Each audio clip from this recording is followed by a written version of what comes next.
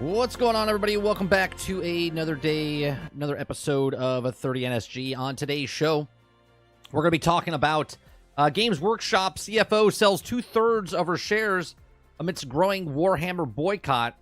We're going to talk about publisher behind one of 2023's biggest Souls-like announced $60 million best ever year, just 3 months after laying off 10% of the staff. We're going to talk about Fallout 76 has a milestone, and we'll talk about that as well. And then we also have a video we're going to watch from Asmongold. It says the most popular websites from 1993 to 2024. That's what we're doing on today's show. If you like what we do here, please make sure you hit that like button, hit that subscribe button. And if you'd like to go above and beyond that, become a member as little as $5. We appreciate you very much for coming out. We just read the news, have conversations with you. If you're new to this channel, I appreciate it very much for doing those three things: like, subscribe, or if you want, become a member as little as $5. We're here Monday through Thursday from 10 o'clock in the morning till noon Eastern. We also do uploads, shorts, live streams, gameplay, podcasts, lots of different things on this channel. So I appreciate you very much. What's going on, Argus? Good morning. Good morning, Tony. Good morning, Connor. Eclipse. Kylo. Wardhuff. What's going on? Good morning. Good morning. Thanks for tuning in this morning. How's everyone doing? Little light on the news stories this morning, but I can always talk about anything. So, like I said, we're going to talk about the Games Workshop. We're going to talk about... I love how companies... We might start with this one first, right? I love that companies... What's going on, Charles? Right? I love how companies have to let go of their staff, but then report that they had the best year ever. No shit. Right? It's like we're not making our profits. Well, if we let go of 1,000 people, all of a sudden we let go of a lot of baggage, and all of a sudden our profits they go into our pockets, and the company's profitable. It's amazing. It's amazing. What's going on, Quintar? Let's start off with this first one right here. Okay. So the publisher behind one of the 2023's biggest Souls-like announced $60 million best ever year just 3 months after laying off 10% of their staff. So Lords of the Fallen sold 1 million copies in its first week. Okay. So the CEO behind one of 2023's biggest Souls-like has praised its company best ever annual results barely 3 months after laying off 10% of its workforce. Earlier this week, CI Games Group CEO Mark Ree, I don't know how to pronounce that last name, so I'm not even going to try, announced a $60 million turnover with profits of $3.5 million. Those results, which also result in the period of continued momentum, capped by million selling release, ambitious Souls-like Lords of the Fallen, amounted as a CI Games best year. Now, the best year, however, comes not long after the CI Games laid off 10% of its staff back in January. It's announced that the tough but necessary decision to let their several developers and the majority of the market team is an attempt to build business strength and stability. Recent fiscal reports state around more than 180 people currently work at the CI Games, suggesting that more than 20 people were made redundant. That's in spite of 2 ongoing projects at the company, which had notable hit and later stages of 2023. Lords of the Fallen sold around 1.3 million copies between release and the end of December, and that's the number is only likely to have grown in the subsequent months. Now, the CI Games clearly has substantial hope for games, with the director saying that it hopes to make Dark Souls 4.5 ahead of release, and whether the lofty ambitions achieved is a matter of personal opinion, but it didn't stop them from praising Lords of Fallen as an undeniable success and solid result. Plans to follow up the games already seem to be underway, which aims to attract even more players. Now, just another example of the uncomfortable facing the industry at the moment. At one hand, the companies are making a lot of money, and yet huge numbers of developers have lost their jobs over the past 2 years, and perhaps the most egregious example I can think of is GTA 6 publisher Take-Two recently announced 600 layoffs. In spite of the lore of the GTA 6 and the hotly anticipated follow-up game made $8.5 billion, being just over fiscal horizon, the CI Games is neither 600 staff to lay off nor the cash cow like Grand Theft Auto to rely on, but it remains indicative of the particular strange trend across the industry. So This is just, and this is why I always say, right? A lot of you guys, I don't have a team color, right? I'm a consumer. I'm a customer, right? I look at these companies and they don't care about us. They don't care about their staff. They don't care. The only thing they care about, and when we say this company, it's this entity, this big corporation that's just trying to make as much money. They want the graph to go up as much as possible. And to do that, they'll do whatever it takes to get to that point, because at the tippity top, no matter what it is, yes, it's a company. Yes, there's someone behind that company. If it's a board of directors, if it's a CEO, if it's a CFO, whatever it is, right? There's peoples, or a person up at the top that's doing what they need to do so they can line their pockets with money. Now, I have no problem with people making money. I have a problem with people gloating that they had their best sales ever and then also releasing their staff because they just can't make it. Like, these two things just don't. It's like oil and water, okay? You can't say you've had your best quarter ever and then also in the same sentence say that you've cut your staff. Well, obviously, if you cut your staff, you don't have that spending going out, and now it's your best successful quarter ever. But it's just ridiculous, right? And this is just a smaller company. This is not a company like Activision Blizzard or Microsoft or Sony or Bungie or Embracer Group. All of these companies keep closing down studios, letting people go, but yet they keep reporting, this is the best sales we've ever had. This is the most money we've ever made. We've made billions of dollars. And yet they keep saying, oh, well, we have to let it go because we just can't make it. It's not sustainable. It's just games have to keep going up in price. It's getting real expensive.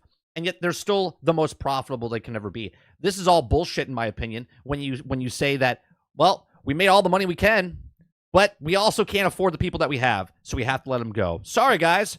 Got to keep buying those microtransactions. Let me know what you guys think.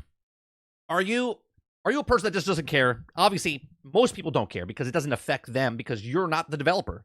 You're not the person working on the game. You're just the consumer or customer, whatever you want to call it, just buying the game and then playing that game and enjoying that game. But at the same time, if you're in my chat or if you follow gaming news, you care just a little bit because we talk about this stuff all the time. So when you look at a company and maybe you are a Souls fan, right? You love Souls games and you're like, man, I want to support the developers. But then those developers get shit canned. Are you supporting the developers or are you supporting the corporation that pays those developers? Because there's a difference. You buying the game doesn't pay for the developers. The developers are getting paid week by week, month by month, year by year because they make the game for the people that want to make the profit off that game. They get a yearly salary, monthly salary, whatever it is. But let me know your thoughts in the comment section down below. These are just my thoughts. If you like what I do here, please make sure you share, like, subscribe. And if you like some of our other videos, check them out. Thanks for watching, and I'll see you guys on the next one.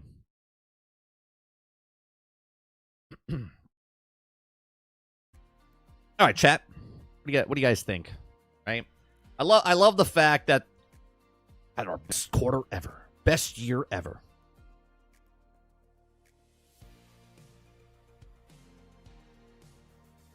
Gee, I wonder why we had a great profit. Yeah, it's weird, huh? It's weird how we uh-oh. Did we get YouTubed? YouTube's like, oh, he's talking about businesses. We got to silence him. Cut his stream.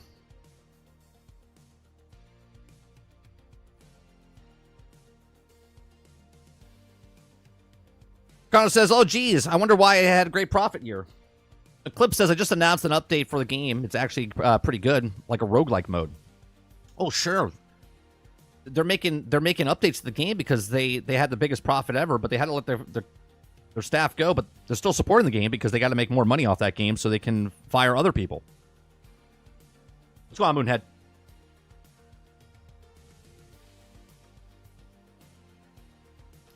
Sarge says, fucking scummy. Fire a bunch of people, boom, record profits. Yeah, it's crazy, right? Imagine, how does that work? Man, I'm overweight and tired. Oh, let me just put this down. Oh, man, I feel a lot better now. Right? It's like, what are we talking about? Moon says, I would never work for a AAA now. I don't even think it has to do with AAA. Any company. There's AA companies letting people go as well. Jack says, I recently bought Lords of the Fallen on sale. Yeah, still patching it. Wasn't ready for prime time. Why force this out in Lies of P runs better than this? Sarge says, because your dad isn't the dev who just got fired for the third time in 5 years. You don't care. Yeah, right. You know? What's going on, Water? Happy Wednesday. Damn. Already the end of April. Yeah, you want to know something? I looked at my stats yesterday because, at the end of the month, I look at my YouTube stats and whatnot. I just surpassed, right? I'm pretty happy about this. All of last year, our YouTube channel, we had 155.6 thousand views. Okay. And that's not a lot for a lot of people. But for my channel, 155.6, thousand views. We just surpassed that yesterday, this year. So in January, February, March, and half of April, or a little bit more, almost 4 months, we have the exact same, if not just a little bit more views now than we had all of last year. So thank you very much for those of you watching my videos. Connor says the deluxe edition is 50% off, so I'm sure I can help them get more people and raise profits. It's easy. They cut hard workers who actually do the work, boost jet fuel and boat fuel, money for higher-ups, and this is why their talented devs now work guns for hire. Look, I come from the film industry, and we are independent contractors, every single one of us. Every single one of us, right? You buying a movie is not paying my salary. Okay, my salary gets paid because they have investors that said, hey, I have a movie idea. I would like to make this movie or TV show idea. And the studio goes, okay, we'll give you the money.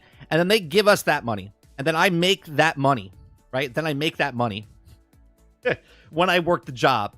And at the end, nobody, I'm not going, hey, you got to watch that TV show, guys. You got to watch that episode because that's how I get paid. That's not a thing. That's not a thing. You get points on the back end. Don't get me wrong, okay? But the producer, the director that puts their own money in, or the studio that puts their money into the movies, they make their money back when they put the product out, okay? When you go watch that movie, you're not supporting the workers. You're not supporting the camera department. You're not supporting the art department. No, they already got paid. When you buy a game, you're not supporting the devs, okay? You're supporting the company that made the game, that put their money up front to make that game. The devs, the workers, the art department, the PAs, the gaffer, the grip, the camera department, we made our money. The art department, the art designs, the artists, the coders, the level designers, they got their money, right? So when you buy a microtransaction or you buy these other things, don't let them fool you by saying, oh yeah, Kimmy over here, she couldn't afford breakfast this morning, so make sure you buy that microtransaction. Like that's not a thing, okay? Kimmy and Chris and Todd and Tony and Elon, not Elon Musk, but they all make checks. They all get salaries, right? And if they're not salaries, they're independent contractors, and they're getting a weekly paycheck. Unless, and I'm talking AAA games here, unless you're a single A studio, double A studio, 5 guys, 15 workers in a studio, right? They put all their asses on the line. Whoever's that company, right? If me and Sarge ran a company and we hired 10 of you, right? We're putting our money up front to pay for you so you can, get paid to make our game. And then we get our money back when we sell that game, right? So the owners of that company, for a smaller one, sure. But these AAA studios saying, well, you just got to buy the microtransaction. Otherwise, little Todd here doesn't get to eat. That's not a thing. Cuphead guys put their house up for mortgage like 2 times, okay, to make Cuphead. Success story.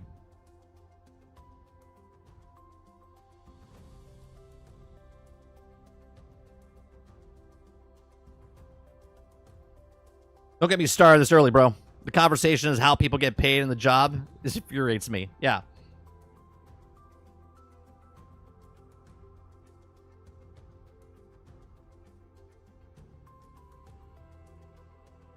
It's just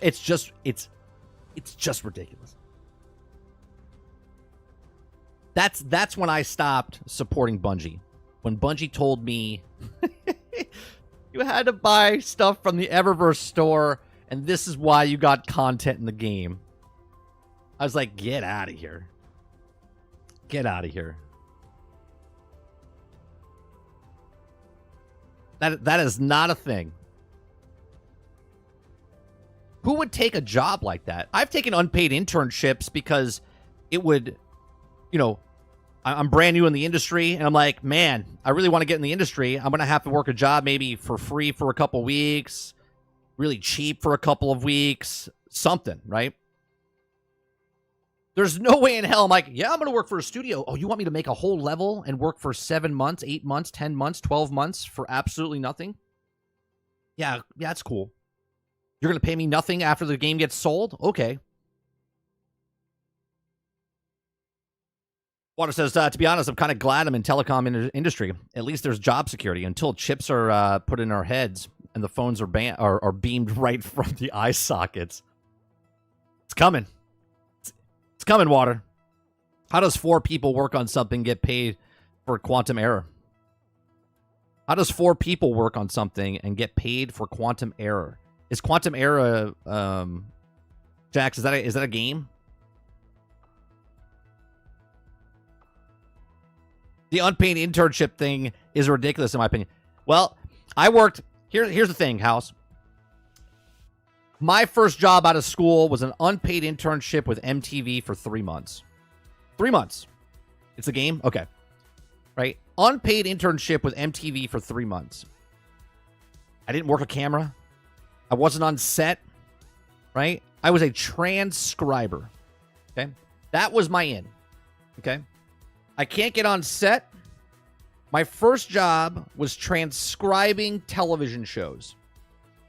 Right? If you guys don't know what this is,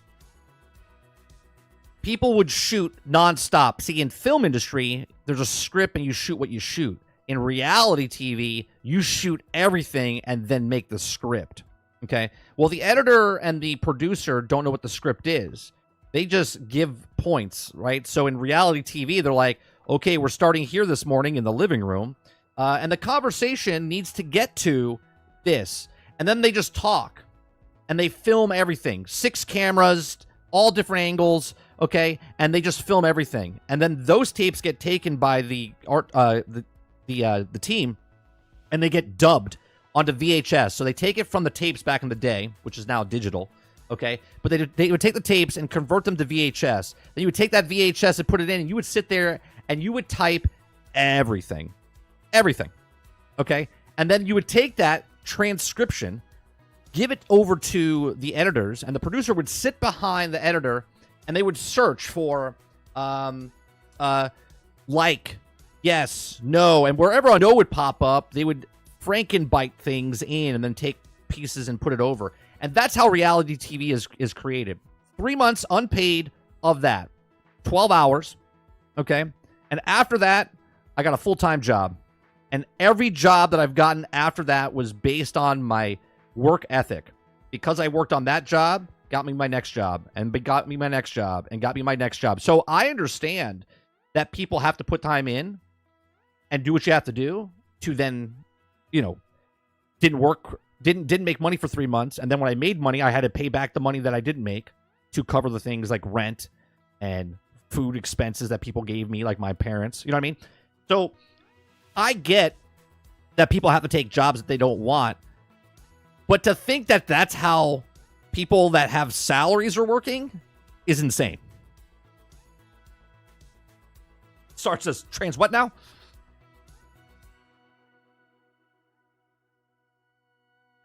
That was supposedly only possible on PlayStation 5 due to the SSD, but the game looked like a goddamn PS3 game. Crowded says, it's a scam that should also be against the law. It's like the restaurant industry paying servers $2 an hour because they can. It makes tips. Right. Which Hollywood studio did I work for? I worked for all of them at one point. I'm an independent contractor, so I've worked for Disney and Paramount and Fox and Searchlight and HBO, Showtime, Discovery Channel, HGTV, CBS, ABC, NFL, baseball, NHL, NBA.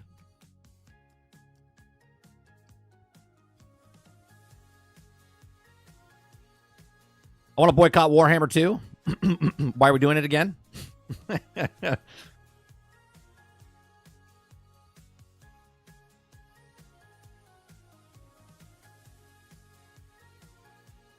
Golf Network.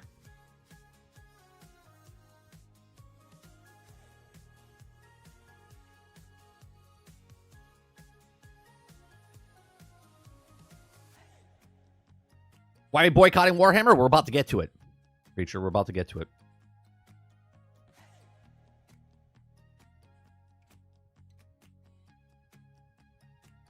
If the guy who made Cuphead, right, or a independent game that was on like Steam comes out, it's a one-man show, three-man show, right? And when I say man, it could be woman as well. I'm just being generalistic here.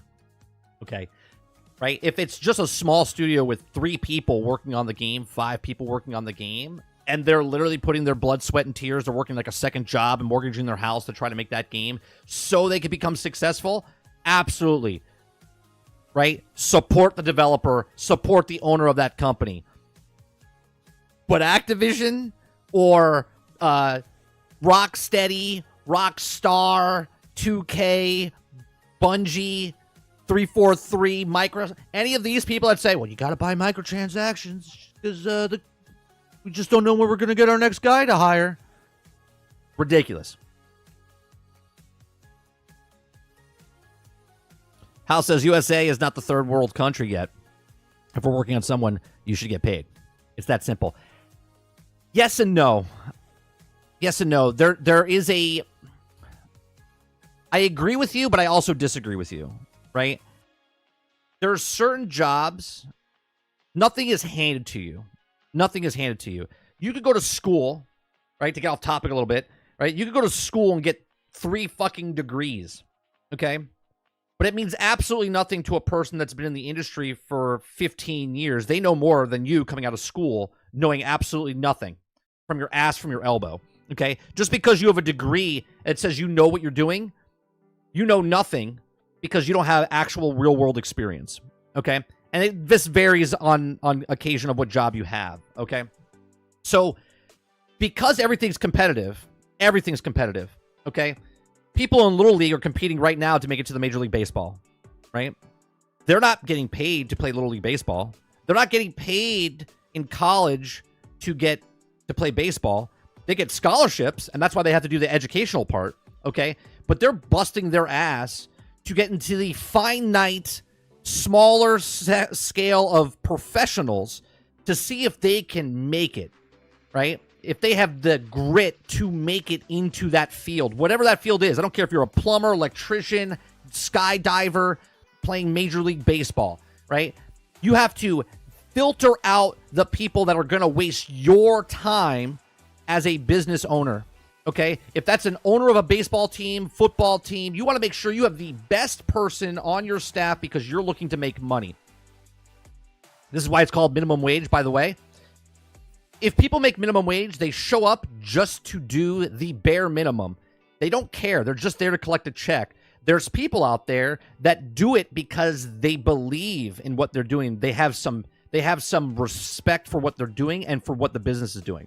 If you don't like the job that you're in and you're just there collecting a check, tons and tons of people do this, right? But you want to try to find something you're passionate about because if you like what you do, okay? Yeah, but if I have to fire someone, I hire somebody, okay? If I hire someone on Monday and they do bare minimum and I fire them on Friday, and then I hire another person on the next Monday, and then I fire them on Friday, wouldn't it be nice if I found someone that actually worked the job so I wouldn't have to keep wasting my time hiring and firing people?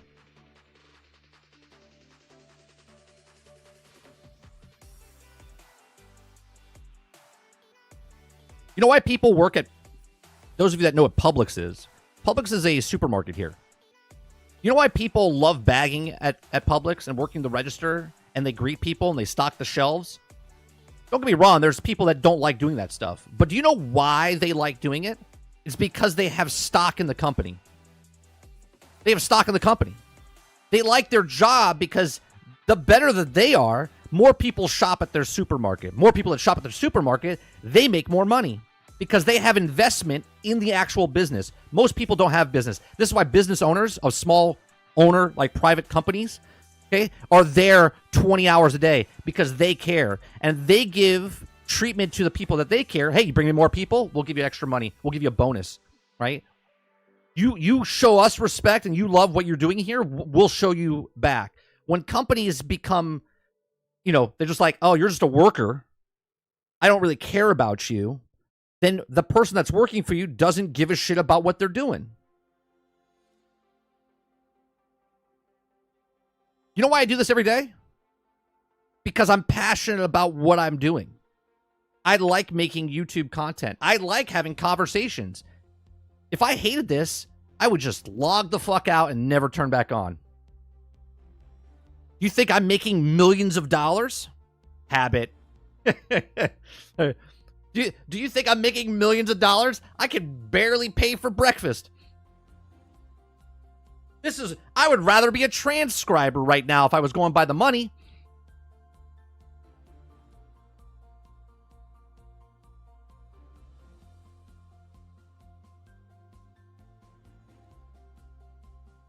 If all businesses started doing this unpaid crap, it'd be a loophole. They would all exploit.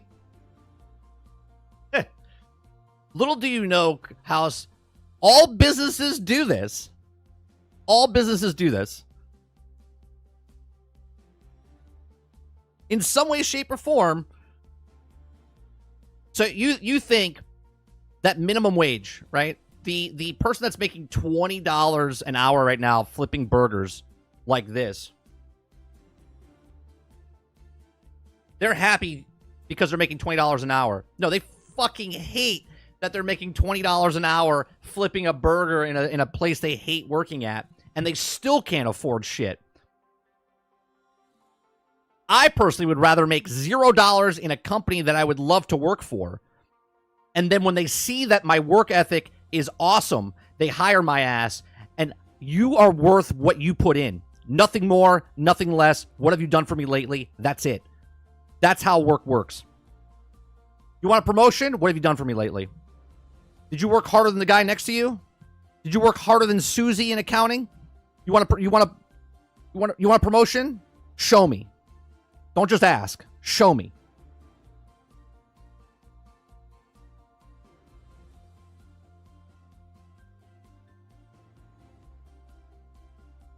Yeah, I do it because I love the drama.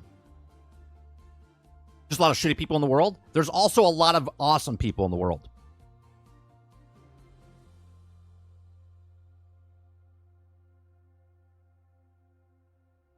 Sadly, almost no companies does that. And they're free, hard worker and end up not hiring you.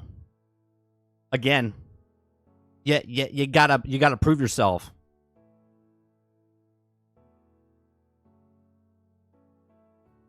No, bro, you're wrong there. People love standing around making $20 an hour to not think. Their new American dream.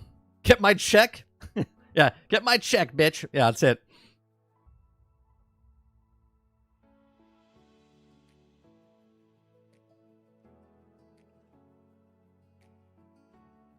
My job hasn't given a raise or hired people in 2 years. Then ask why there's no morale.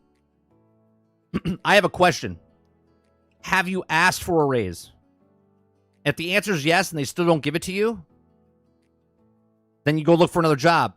But because you have time sunk costs into that, right? You've given all of it and you have a mortgage and you have all these expenses, you can't do it, right? So then you gotta turn up the dial a little bit. You gotta work a little harder to show them that why they should give you a raise.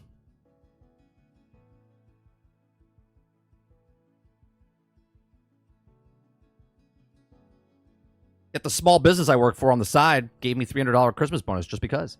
That's right. We get here's a good story for you, Adante. We have a small farm store. It's a family store. I have nothing to do with it, right? Nothing to do with it. It's a family store. Small little farm store. Okay. The employees, we have a lot of staff, right? We have like, I think 25 to 30 people that work there. okay, between the staff and the farm and whatnot. My father-in-law, who's a very, very charitable person, gives bonuses out. Okay? Gives bonuses out. They're called bonuses. You don't have to get a bonus, right? He gives, for Thanksgiving, he gives them a turkey, right? A turkey that costs a lot of money. Gives them a turkey for Thanksgiving, right? But people look at that and they don't look at it as, they don't say thank you. They don't say thank you. They think that the bonus is part of their salary. So when they don't get a bonus or the bonus is small, they don't understand why the bonus is smaller because sales are smaller, right? But he still gives a bonus. But yet people, you give them an inch, they'll take a mile. Okay? It works the opposite way as well, right? There's corporations that take advantage of the people, and there's people that take advantages of the small businesses.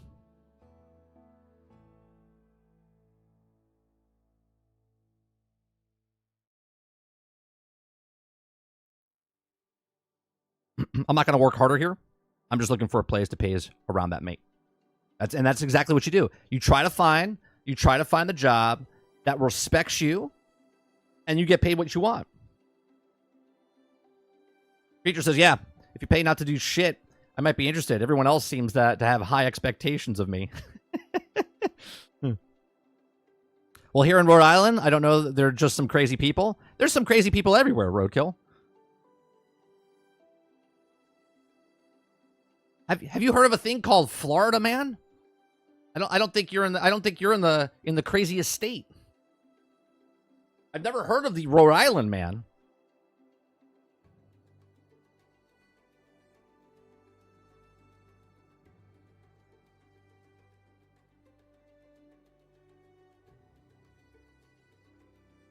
Mike is a rich boy. Uh-huh. Yeah.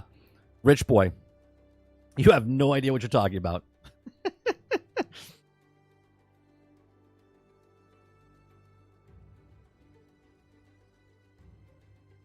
So rich. Grab my eggs from my own chickens outside.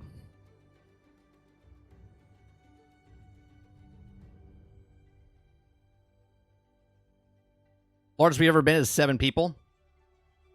Yeah, I would, if I ever started my own business, Creature, I would probably not go more than 5 or 7.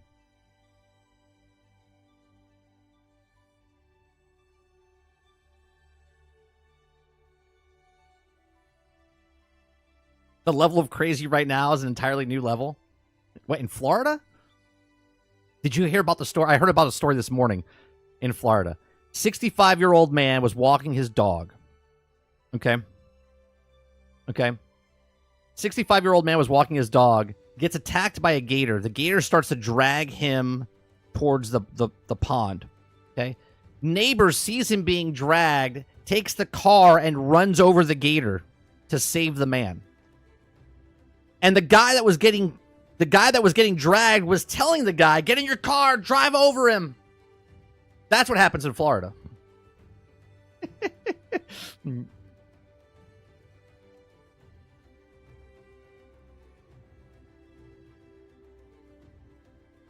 I did a year and a half in North Fort Myers County Jail. Had to get in Florida, but I know Florida very well. Cape Coral.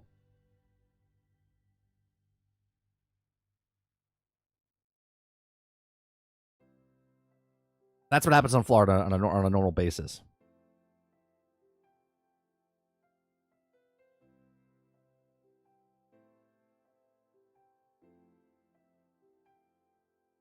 Wish I had neighbors like that in Jersey.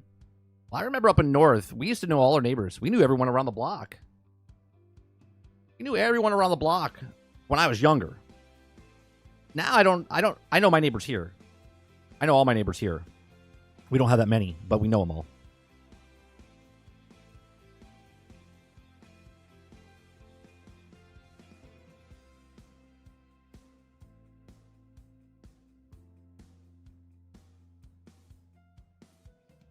Most people would just watch you get eaten. Well, to be fair, House, if you saw a gator in Jersey, you would probably just take your phone out and go, "Wow, look at that. There's a gator in Jersey."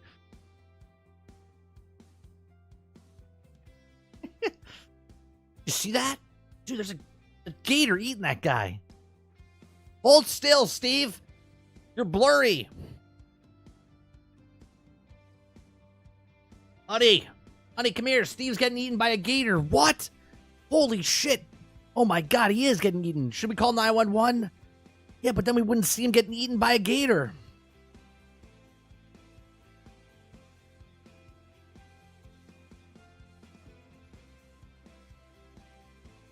Lived in Florida for 6 years. Wish I moved back before I got married.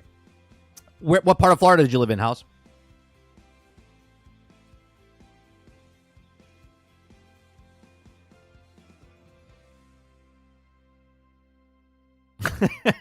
No, he wasn't stealing. He wasn't stealing.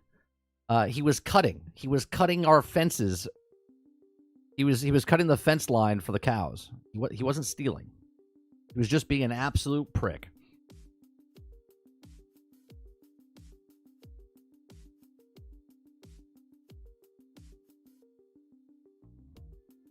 Well, of course I'll turn. You're not gonna videotape it and then watch a guy get eaten by a gator and not try to profit off of it. They have a minimum wage job and they don't want to work.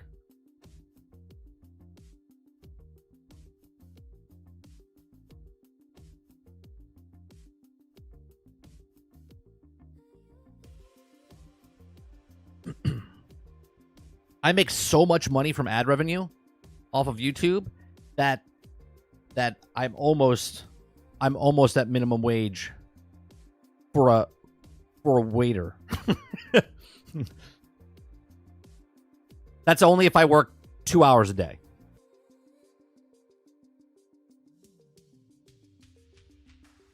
Port St. Lucie, Orlando, and St. Augustine. Oh, you gotta go down to, you gotta live the life down in South Florida.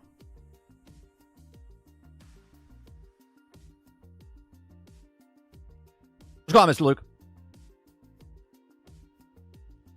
Luke, did you find a Mega Sloth yet? I have yet to find the Mega Sloth in Fallout 76, and I still haven't found the livers, whatever the hell those things are called.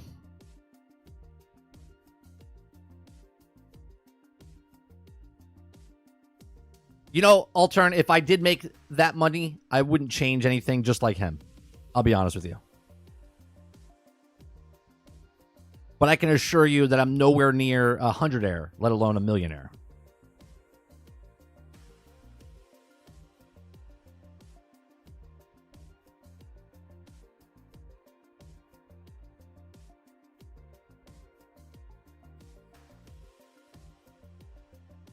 Speaking of multi-millionaires, let's talk about the next topic. Game Workshop CFO sells 2/3 of her shares amidst growing Warhammer boycott. I went to Atlantic City. I completed the expedition last night, but didn't find the character, the Lesser Devils. Then I found out it's on like a rooftop somewhere, and I was like, I'm not going back.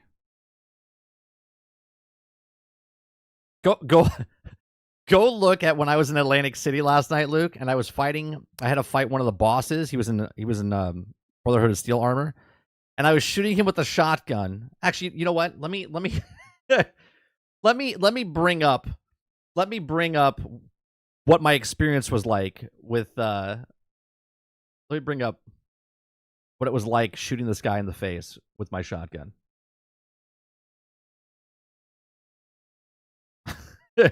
It was ridiculous. Oh heck. Fine that. Okay, let me see where is it? This is. Was it early on? Oh yeah. There it is.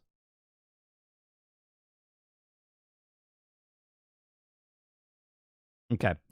I'll try to lower the volume because all you hear is blah, blah, blah, blah, blah, blah, blah, blah.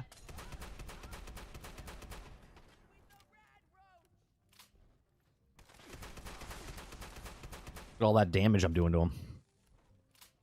Look at all that damage. Look at all those 12s.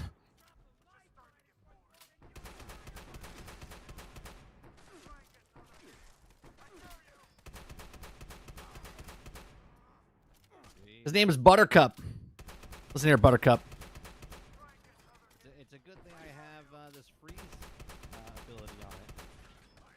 They can't really do much.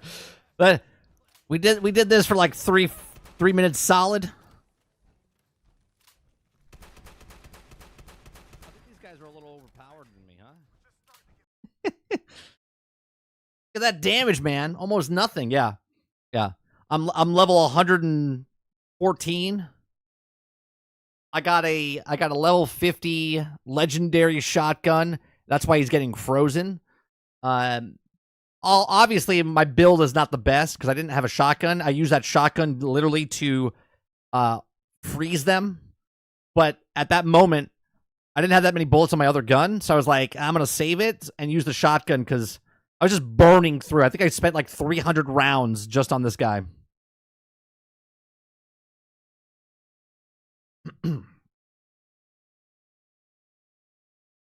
We are witnessing why don't play anything that says Bethesda on it. Well, to be fair, Creature, my build is not a shotgun build. The people are not tanky in the game if you're built right for them, right? You could do 2 taps on most people if you have the right build. Like right now, I'm moving towards an automatic rifle build, and my automatic rifle build does a shit ton more damage. It just so happens that I didn't have that on or a shotgun build. So, all right. Didn't you see the show? You have to shoot them in the weak spot under the chest plate. I'll keep that in mind. I'll keep that in mind. Yeah. New Scorch Beast found. Ooh. Yeah. It's a group activity, really. Oh yeah. It's supposed to be a group activity. Yeah, I went in solo because I'm an idiot. And to be fair, I did try to find an expedition group, but nobody was. Last night was really slow, and we have a story about actually more people playing the game than ever before, but we'll get that in a second. Let's talk about this. If you guys like what I do here, we talk about video games, we talk about entertainment news, we just talk about news stories, give you my opinions, have conversations with chat. The next story we have is Games Workshop CFO sells 2/3 of her shares amidst growing Warhammer boycott. You guys don't know what's happening with Workshop. Well, it's kind of a mixture of Sweet Baby Inc. meets the sexist, racist, misogynistic people, but now inside of Warhammer. Okay, so Rachel Tung, a chief financial officer for CFO of Games Workshop, sold 2/3 of her stake in the company, worth approximately $865,000, as the hobbyists have begun canceling their Warhammer Plus subscriptions and have indicated they will boycott the company. Gee, it's really funny to me that the chief financial officer, who is probably got stuff to say on the board, you know what I mean? Where they want to make a lot of money, but then they change something. Maybe she was one of the people that said, "No, I don't think we should do this." And now they're changing it, and she's like, "Oh, give me 1 second. Give me 1 second."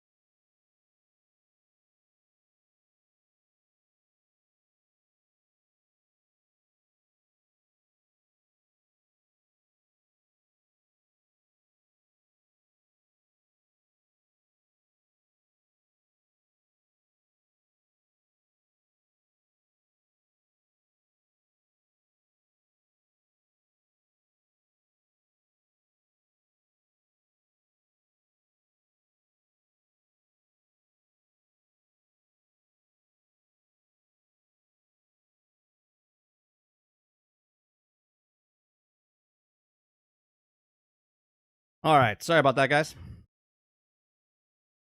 Sorry about that. Farm life.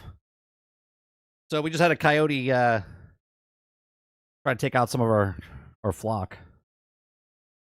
So I had to go take care of it. That's right. This millionaire over here had to go take care of something.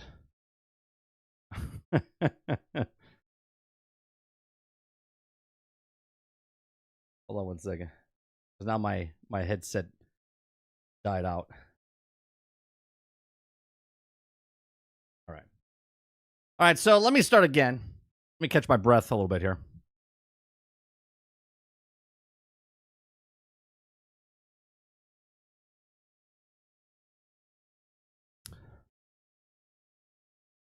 Or he's making sure his stock sold. Yeah, no, making sure our stock is still alive. How about that? Chicken calling. They have eggs. Yeah, you know they have a system like that. They have a system like that.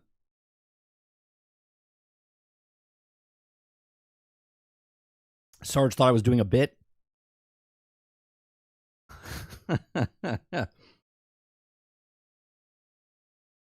All right, let me start over because I can't cut this together.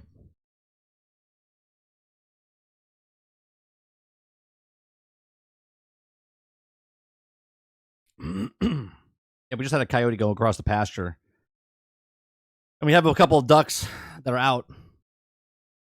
Did the coyote come with DLC? No, he came with the intent to kill.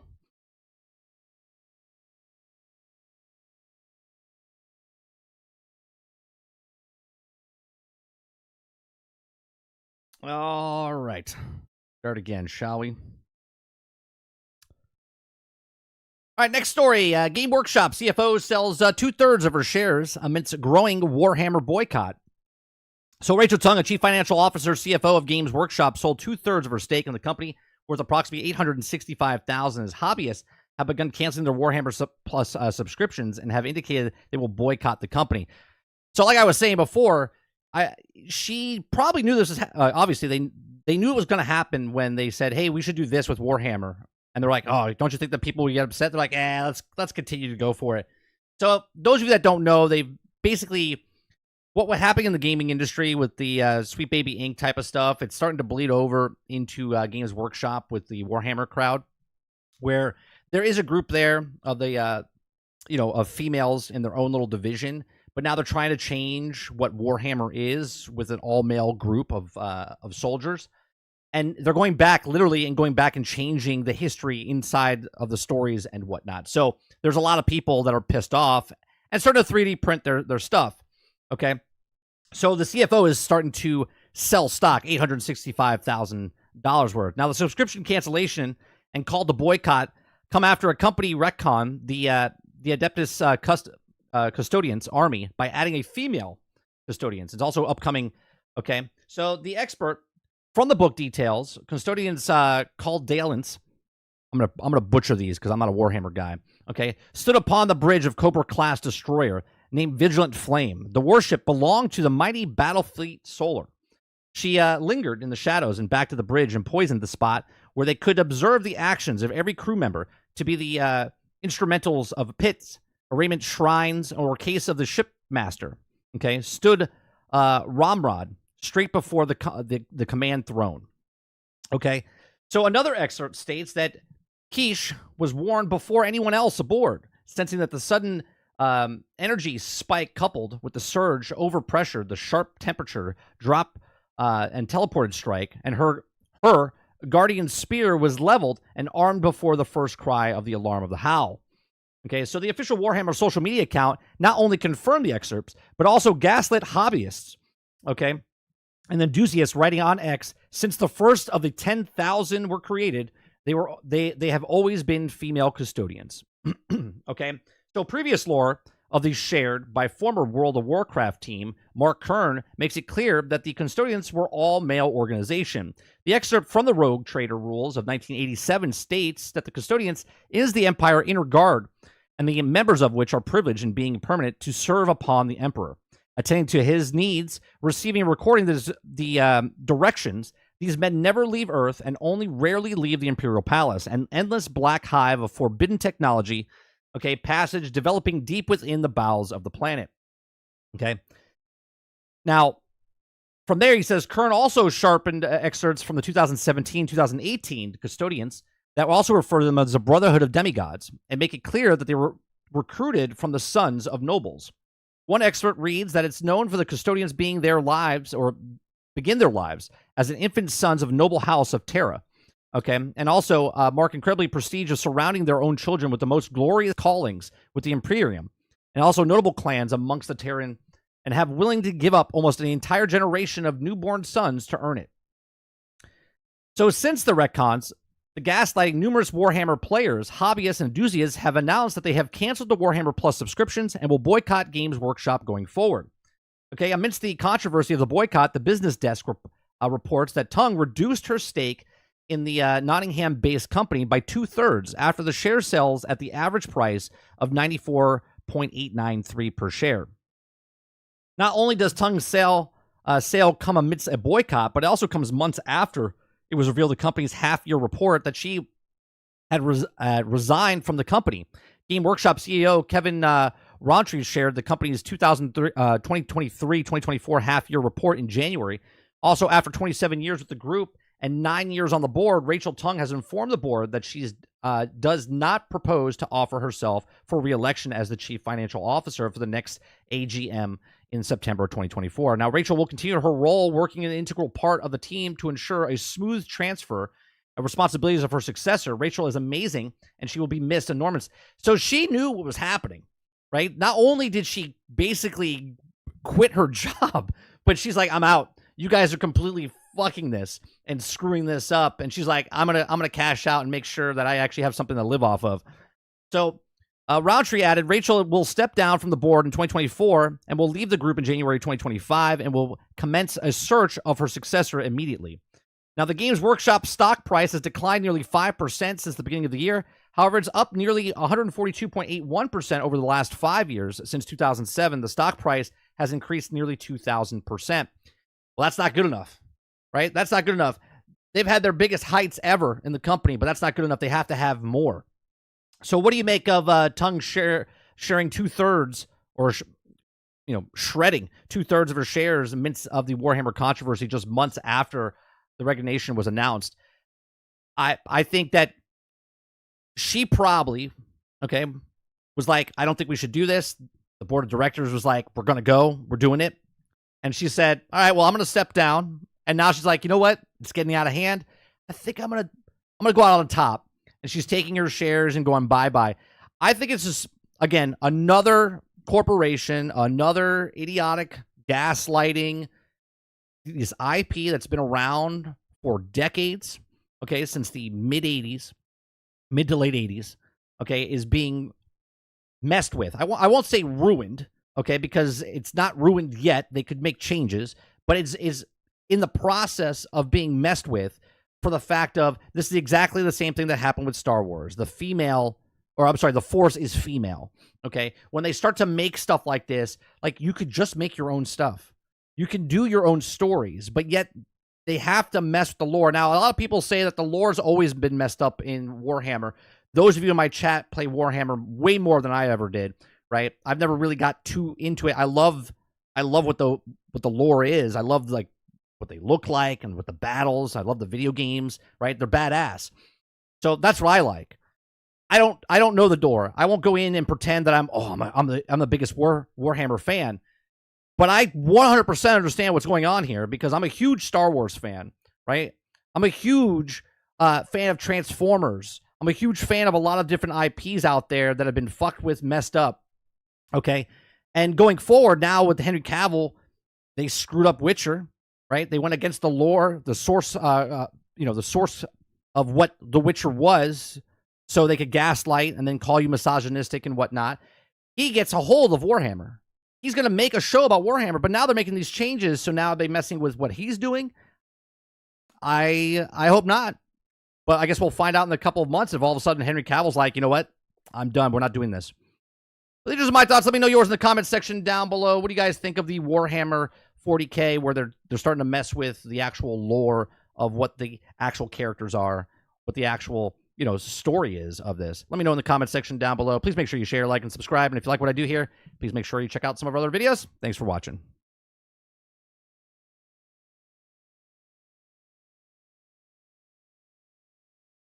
They're about to screw up the entire goddamn backstory. Yeah, it's interesting what they're doing. This is not about the Game Workshop. It's about Amazon wanting strong female characters, and females exist in the universe currently are not good enough for Amazon. Wonder what Henry Cavill thinks of all this. He already, I think, vocalized and said he doesn't like where this is going. Sarge says the Sisters of Battle, which Amazon had or said were religious, and the Sisters of Silence, but because they don't talk, Amazon didn't like them either. So they said that the Game Workshop had to rewrite or no-show deal. Really? They had to change it or no-show deal. Well, that means that Henry Cavill's not doing it then, right?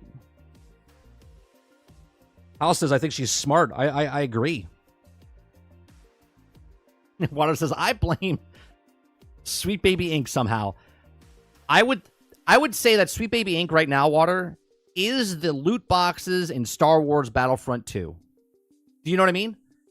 What happened with Star Wars Battlefront 2's loot boxes is what slingshotted what everything was happening in the gaming industry about loot boxes. I think what Sweet Baby Inc. did just a couple of months ago is now slingshotted what has been happening and now has brought it to the forefront of everything else.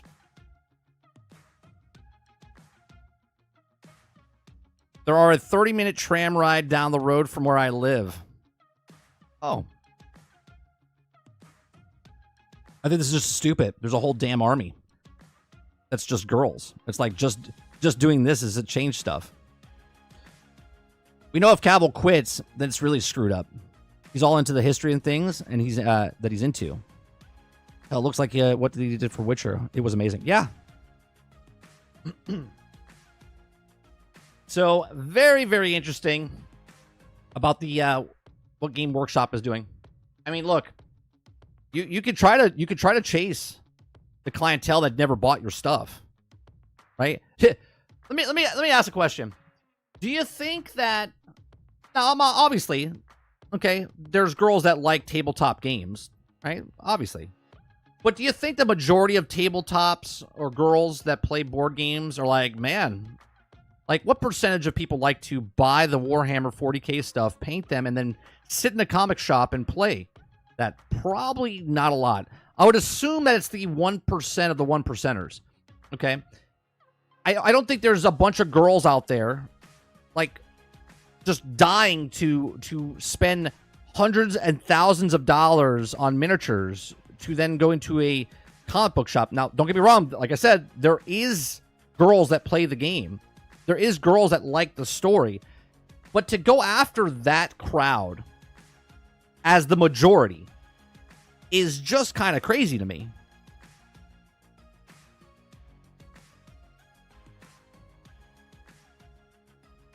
What's going on, feed? That's like, okay, so for instance, let me look up real fast what my audience is, right? Let me look up my analytics for audience. Okay. So my audience, okay. Let me make this nice and big. You guys can see. Let's go lifetime. I'm gonna go lifetime. Okay. My lifetime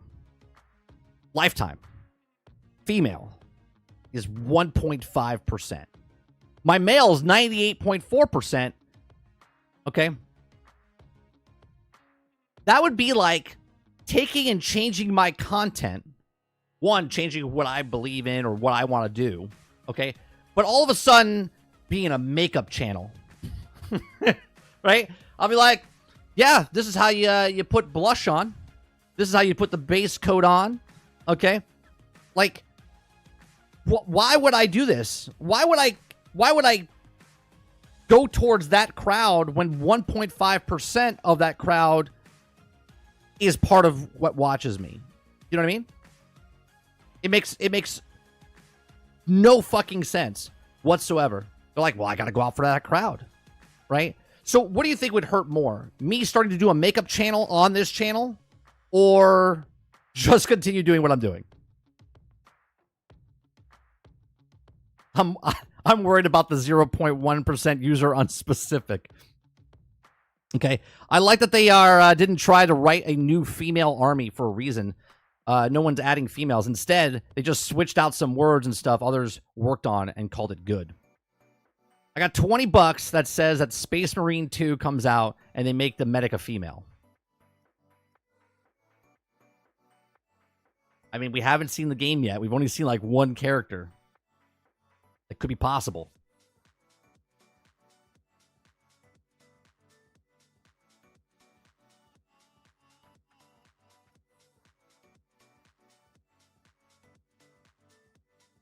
But Mike, men can wear makeup too. Yeah, but out of that percentage, do you think if I did a makeup channel that number would go up? And would I like making a makeup channel crowded, right? I would lose the 98% of my fan base so I could get this percentage up, right?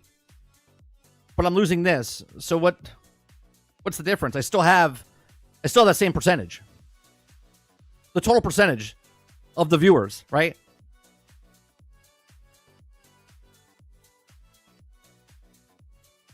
Come on, bro. Bet me. I'm not going to go against you, Sarge. I'm not going to go against you.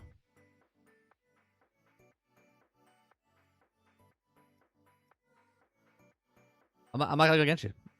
I know 100% it's going to happen. 100% it's going to happen.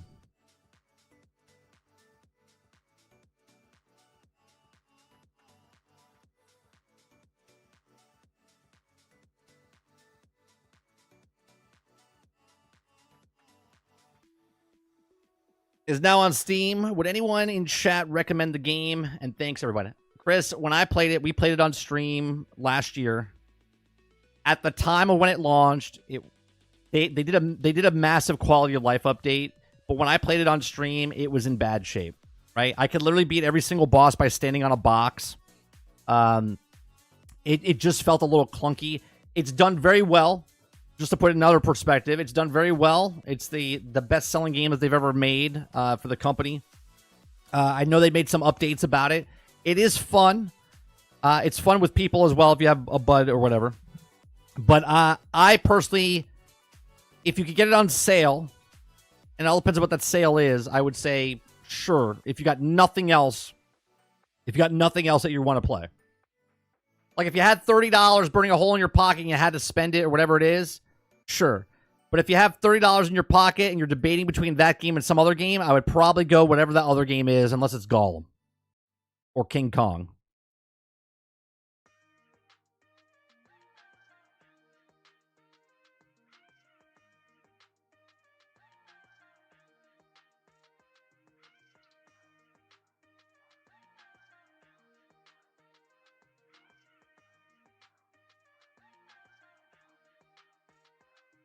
Crowd says Remnant 2 is $30 right now. Get that.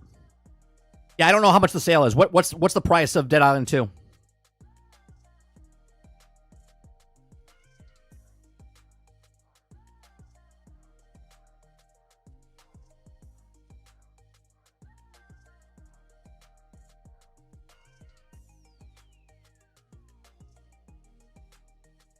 Here, let me go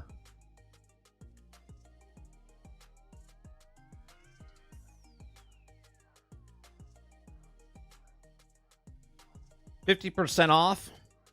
So it's at it's $30. Yeah, I would if it's $30, I say the game is worth $30, 100% to put that out there. It definitely wasn't worth the full price when it came out. But I would definitely, if you're debating between two different games, you might want to lean towards the other one.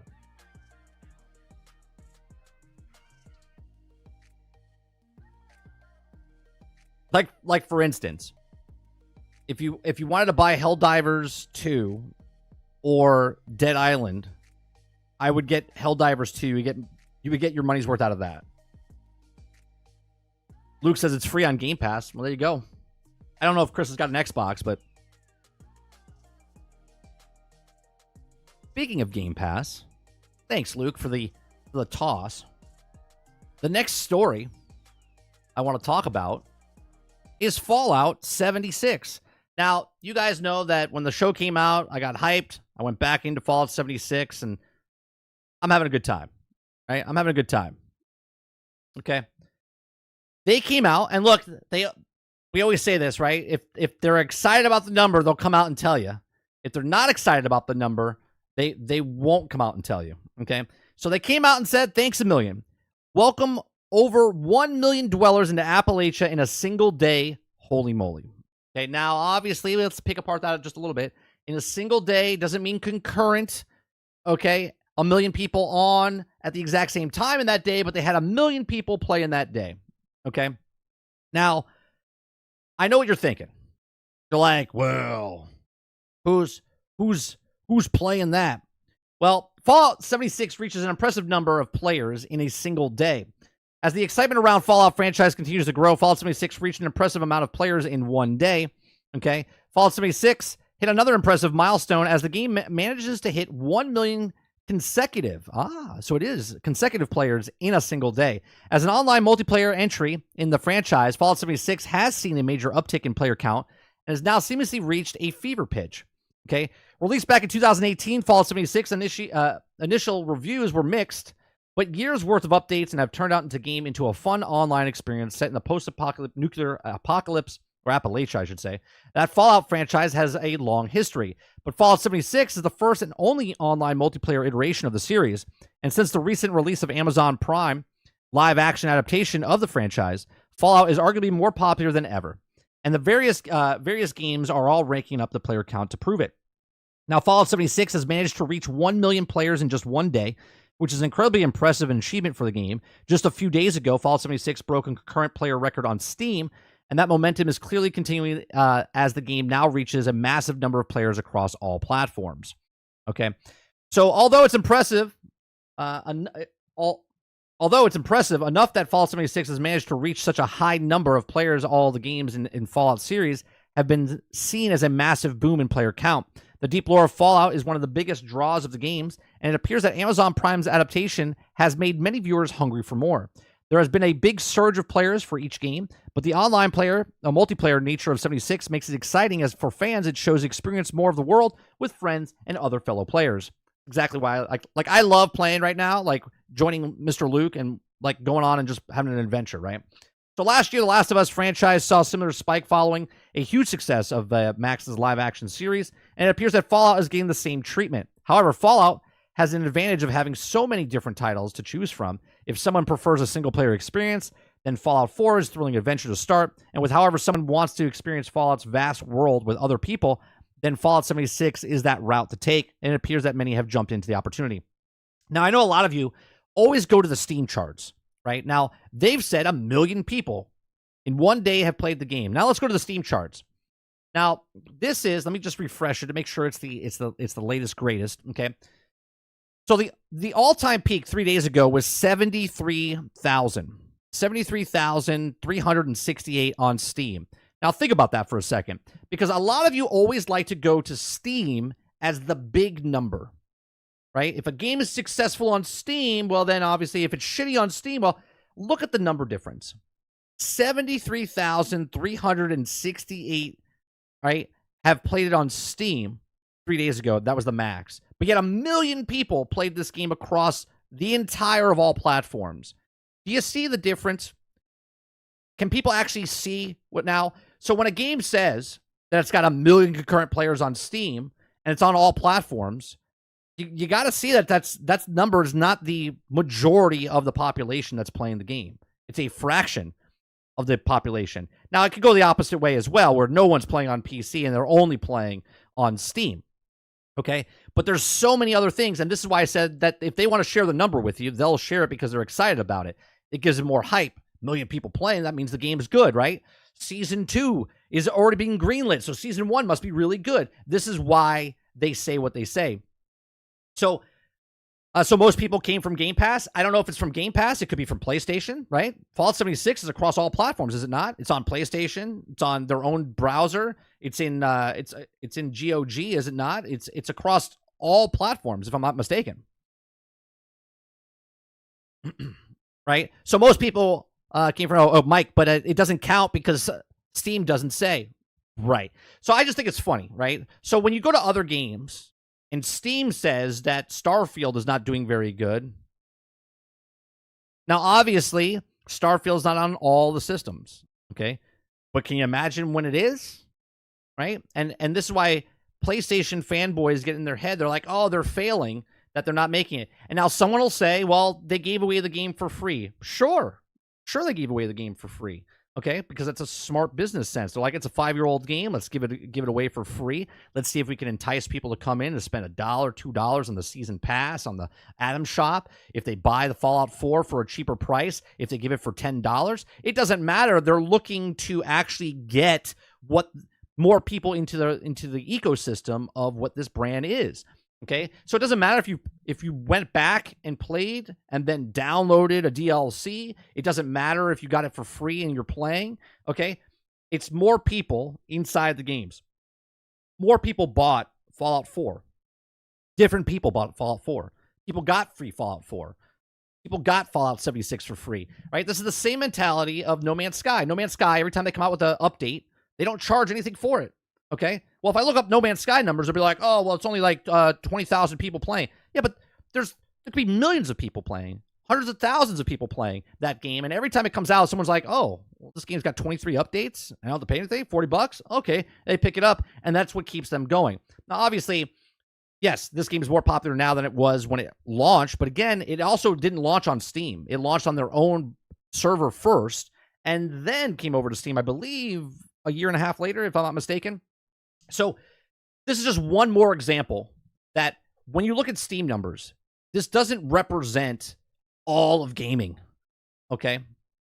Sure, you can look at it as a small, finite thing and go, oh, there's 73,000 people playing on PC, but there's a whole lot of other people playing it on the other consoles or other providers on the PC, right? It's not just on Steam, it's across the board.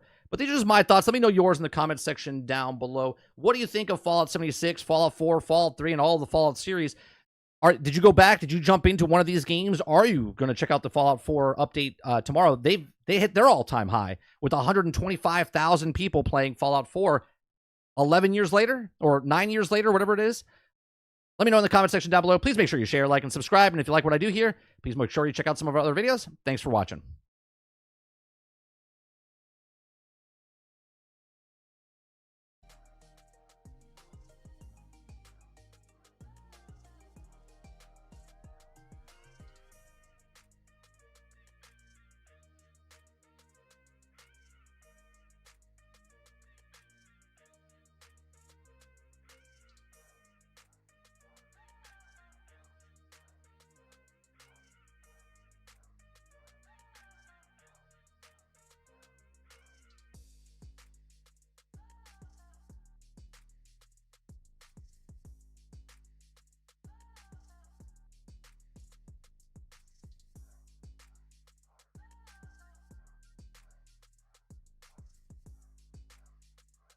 Oh, I'm muted.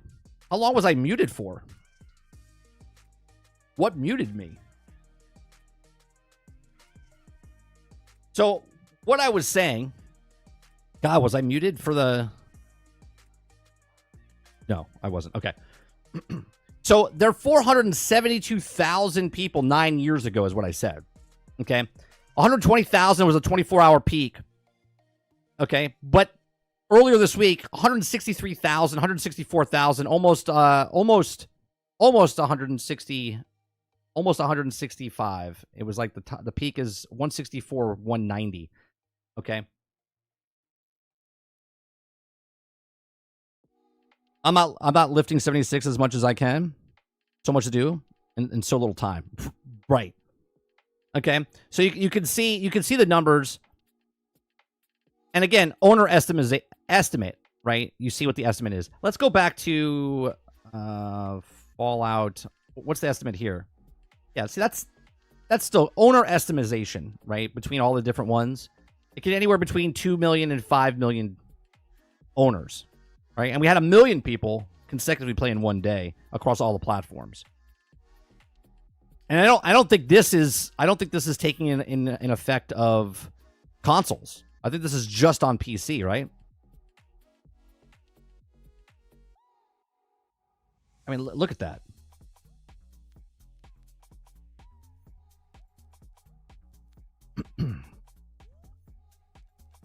What did you say it was? 8%? Titan says 8% from Steam. Interesting. Can we do an estimate? 8%. Let's do one more.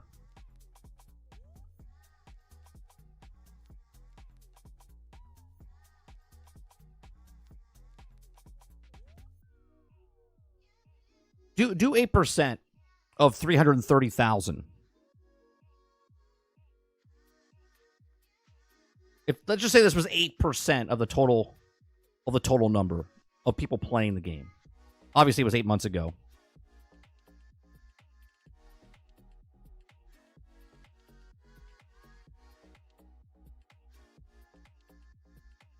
I finished Elden Ring solo. I also, although a different game, can you finish Remnant 2 solo? Oh, I don't know. I didn't like Remnant 1, so I didn't touch Remnant 2.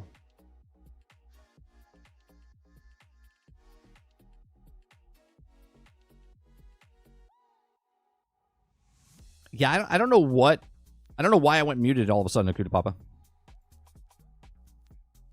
I enjoy the other Fallouts, just not 76. Owner count really doesn't matter. I got it free and not touching it. Sure, but it doesn't matter about if you got it for free or not, Quintar. If the people are consecutively playing it, it was the 1 million people that played it, right? Not people that owned it. 1 million people played it. And out of those people, how many people tried Fallout first for that week? How many people bought an Atom? Do you know what I mean? We're not talking about the people that didn't play it. We're talking about the people that actually played it. 1 million people consecutively across all platforms.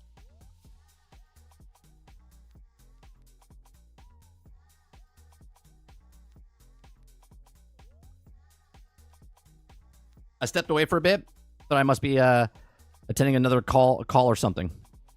No, it's weird that it happened. YouTube decided to mute me, or the software decided to mute me.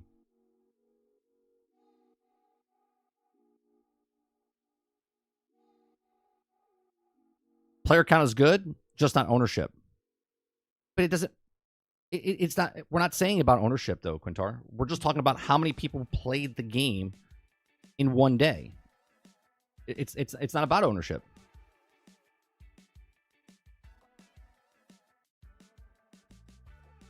Yes, Titan. If the 8% of Fallout 76 was the 73,000, I want to know what the 8%. Like if this was 8%, if the Starfield, the 330,000 was the 8% of the total number. Morning first.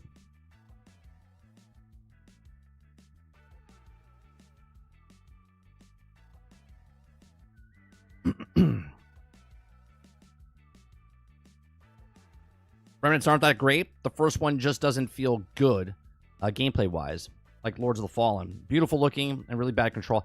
Yeah, it was very stiff. I didn't really like the first one because of the controls, so I was kind of out. Meanwhile, Microsoft seamlessly closes Bethesda France. Oh, did they?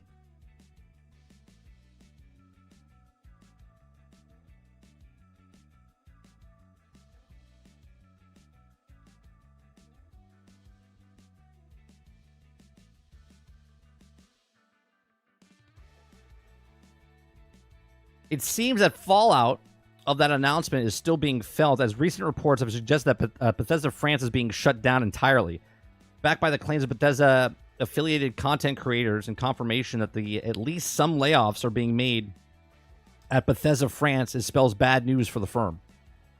What did Bethesda France work on? That came out 48 minutes ago.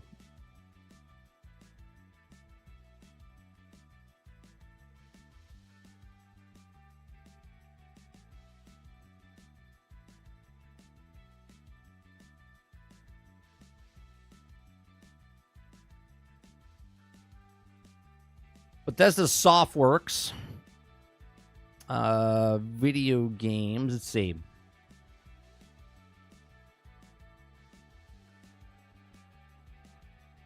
No, that's not it.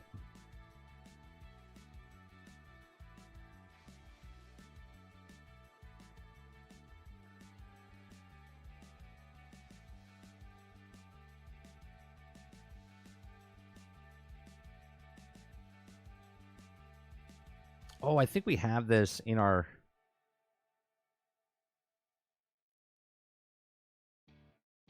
Yeah. This is it right here.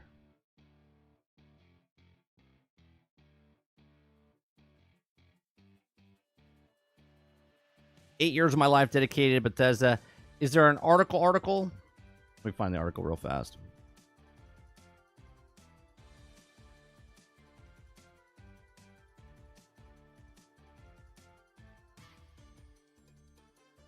This is a form.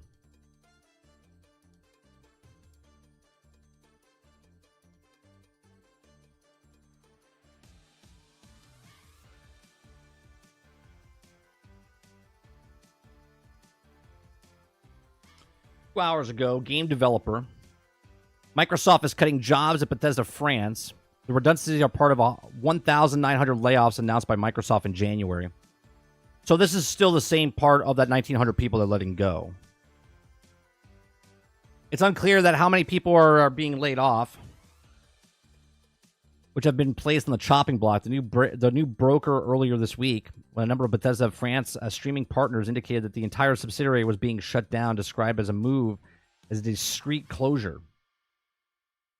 France streamers said that the partnership with Fallout and Elder Scrolls maker was ending after 8 wonderful years. Several influencers and a peer who shared close with the Bethesda France community management team expressed similar statements. Casualty of Microsoft layoffs. Microsoft downsizing the video game division after competing in the domestic $98.7 billion merge with Activision Blizzard. The company also finalized a deal. Okay, so this is part of that 1,900 back in January. Let's see. What did they work on, though? Were they just as...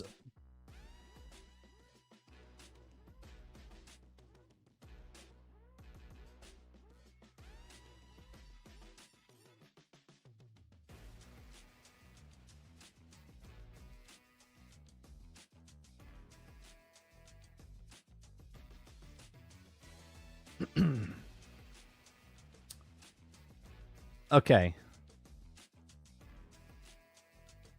Yeah, this doesn't say that they worked on these games. They're just a support studio. So they worked on Dishonored 2, Wolfenstein Youngblood, Wolfenstein Cyberplot, Dishonored Death of the Outsider, Dishonored, Deathloop, and supposedly Blade.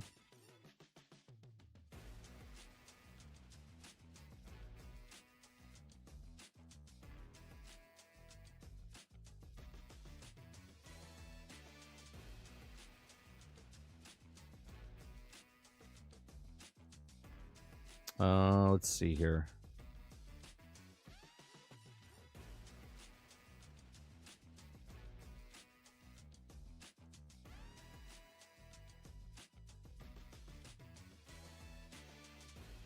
Yeah, on their site, they don't have... France is not even... It's just part of Bethesda. It's just part of Bethesda.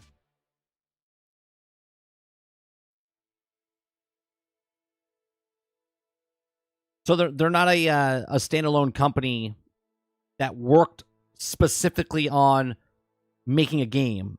They worked on as a you know, an assistant on all those games. Microsoft closes Bethesda France support studio. Oh, you're telling Sarge.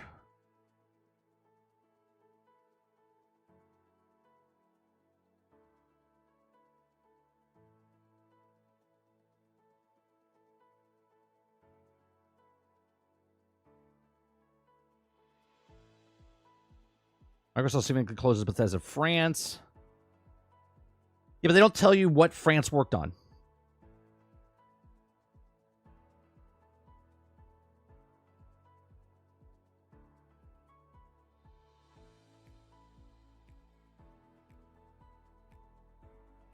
I would like to know a bulk of what they worked on. Not saying it in any way, shape, or form that it's, not a big deal that they got fired. I just want to know what they do.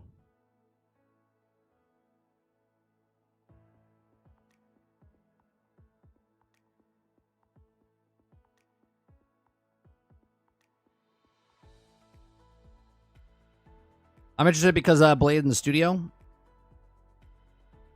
But did they work on... has closed a division in France one day ago. Nobody's saying... It's been in business for 12 years. The company has also officially announced the closure of the France. According to the community manager, okay, the layoffs, January Microsoft, plans 1900, okay. Sources of France, confirm information, but there's a France. No article tells us what they worked on.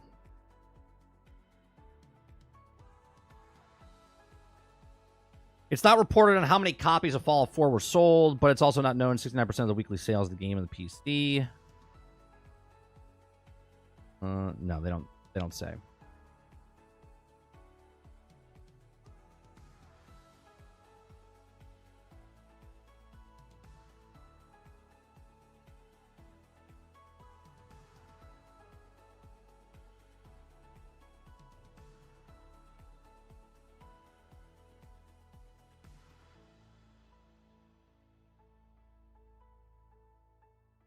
Nope.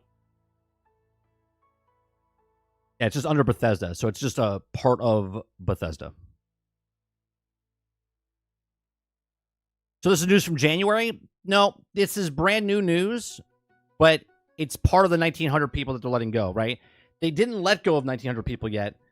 When we read the news about the 1,900 people they were, firing, they were less letting know 1,900 people are being let go. We just don't know what studios, departments, or whatever that is, right? So this studio closing is part of that 1,900 back in January. They just now told them that, hey, sorry guys, you're part of that 1,900.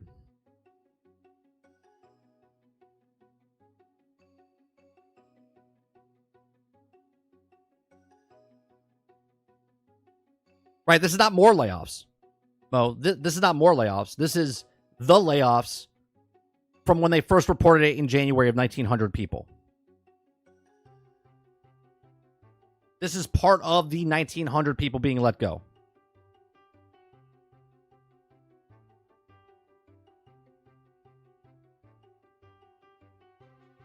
At their support, they've obviously dabbled in multiple titles, like the ones that you referred before. Right. And I'm assuming that they're not a main stage studio. So in our conversation in the very beginning of the morning, we talked about how, you have to prove yourself, right? And they looked at it and went, well, we don't really need these guys, and they got fired. Sucks. And welcome to corporate world.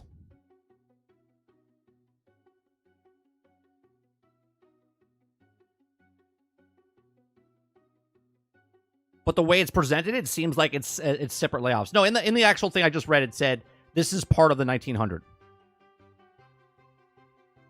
The way the article presents it in the title, absolutely, 100%. You're not wrong.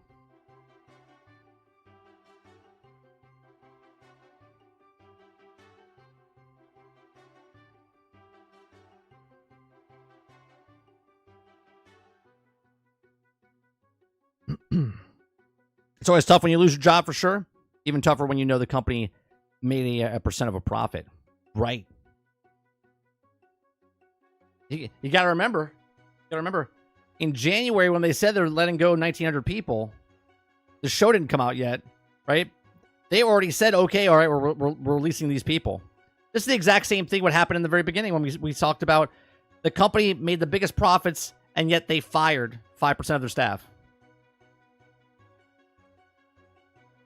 Fallout 76 had 1 million concurrent players across all platforms, random. It hit a milestone. But then we went into Bethesda just got rid of and closed a Bethesda France studio.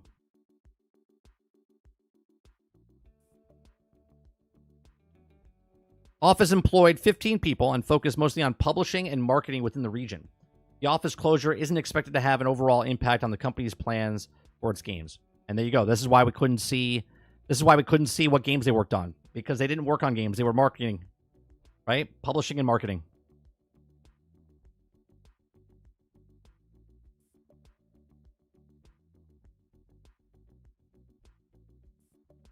Now they just paid Ted, the unpaid intern, to make a tweet. The guy that's looking for a bone. Ted. Hey guys. I'm a really hard worker, and I would love to work for Bethesda. Hey Ted, you know how to use a mobile phone? I sure do. All right, well, you're our new marketing major now. You got that 3 degrees that you went to school for. Thanks, Mr. Todd. I won't let you down. All right, let's fire everyone from Bethesda France. That's what just happened. Next week, they come knocking on Ted's door. Hey, Ted, I'm sorry we're not hiring you because we gave your job to AI. Oh, all right. Thanks for the opportunity. Can I put you on a resume? Sure can, Ted. And that is corporate. That's corporate for you.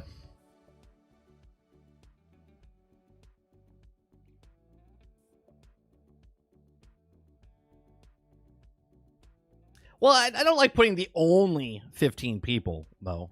How would you like if you were one of those 15? That's right, Quintar. It didn't cost anything. It was an intern. They still had to replace him. They still had to replace him because they're like, well, he's going to ask for a job afterwards.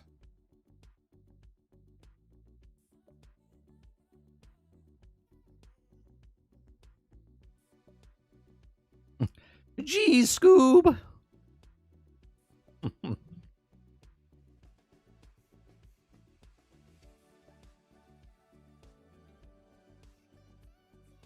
Reminds me of Office Space, but that's exactly what it is, Aunt Jemima. You know what I mean? That's exactly what it is.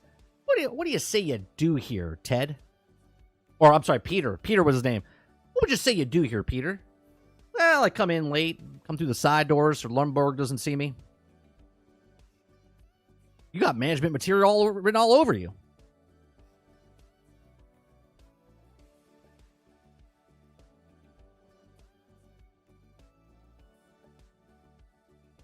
Still closed down a company, and people lost their jobs regardless. It was only 15 people. That's what I'm saying.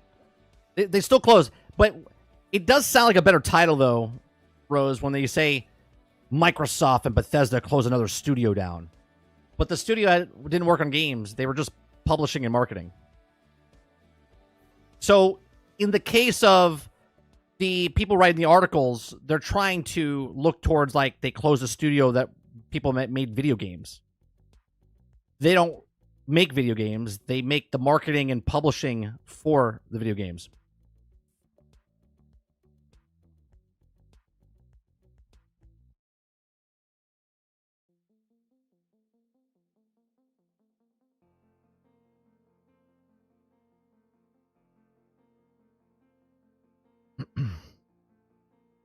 Right. Oh, and by the way, your office is in the parking basement, level 3. That's my stapler. Can I have a moment, please?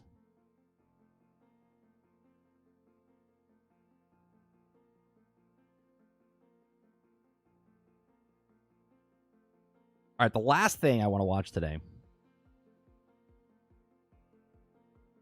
No low effort on your guys' part. Low effort. Okay, all you got to do is watch. We're watching Asmongold react to most popular websites from 1993 to 2024. Okay. I didn't want to watch just the regular one because I was like, it'll be more interesting with his bits talking about it and then my bits talking about it and back and forth and your bits talking about it. So we're going to talk about that.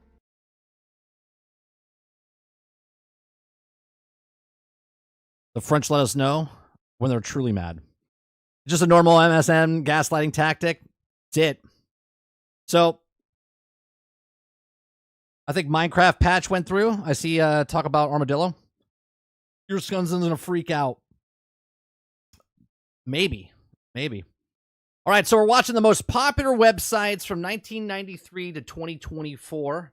As you can tell, it starts off with AOL. Like you can't even see the number of AOL, right? So this starts off. Let's watch this, shall we? Let's watch this, shall we? I figured I'd watch this. I want to see what the most popular websites were. Holy Christ. 91 million, 91.5 million. I can't see what year it is. Does he move himself? Okay. So February 1996. So technically the most popular websites from 1996 to 2024. Okay. Not 1993. So February of 1996, AOL had 95.5 million users. Yahoo, 31.6. You got Geosite, Netscape, MSN, Webcrawler, Lycos, Infoseek, Disney.com, man, Tripod.com, and Penthouse.com. Penthouse, 2.2 mil. Okay. Do you guys remember whenever they had the AOL CDs everywhere? Everywhere. I'm sure right now, each and every single one of us could open up a drawer and find that AOL CD. Everywhere had AOL CDs. It was fucking crazy. I probably still have some. He just said it. I bet I can still find some. Yeah, you open that drawer, I guarantee you have one. Okay, 117 million in June. Look at that gap between AOL and Yahoo in the 1-2 position. ZDNet just came on the board. Infoseek. I wasn't on the internet at this point. No, because he's like 35. Yeah, he's too young. I was in high school here, November of 1996. Right? And the big browser in school was Netscape. You had to use Netscape in school. I can't believe Yahoo was so big.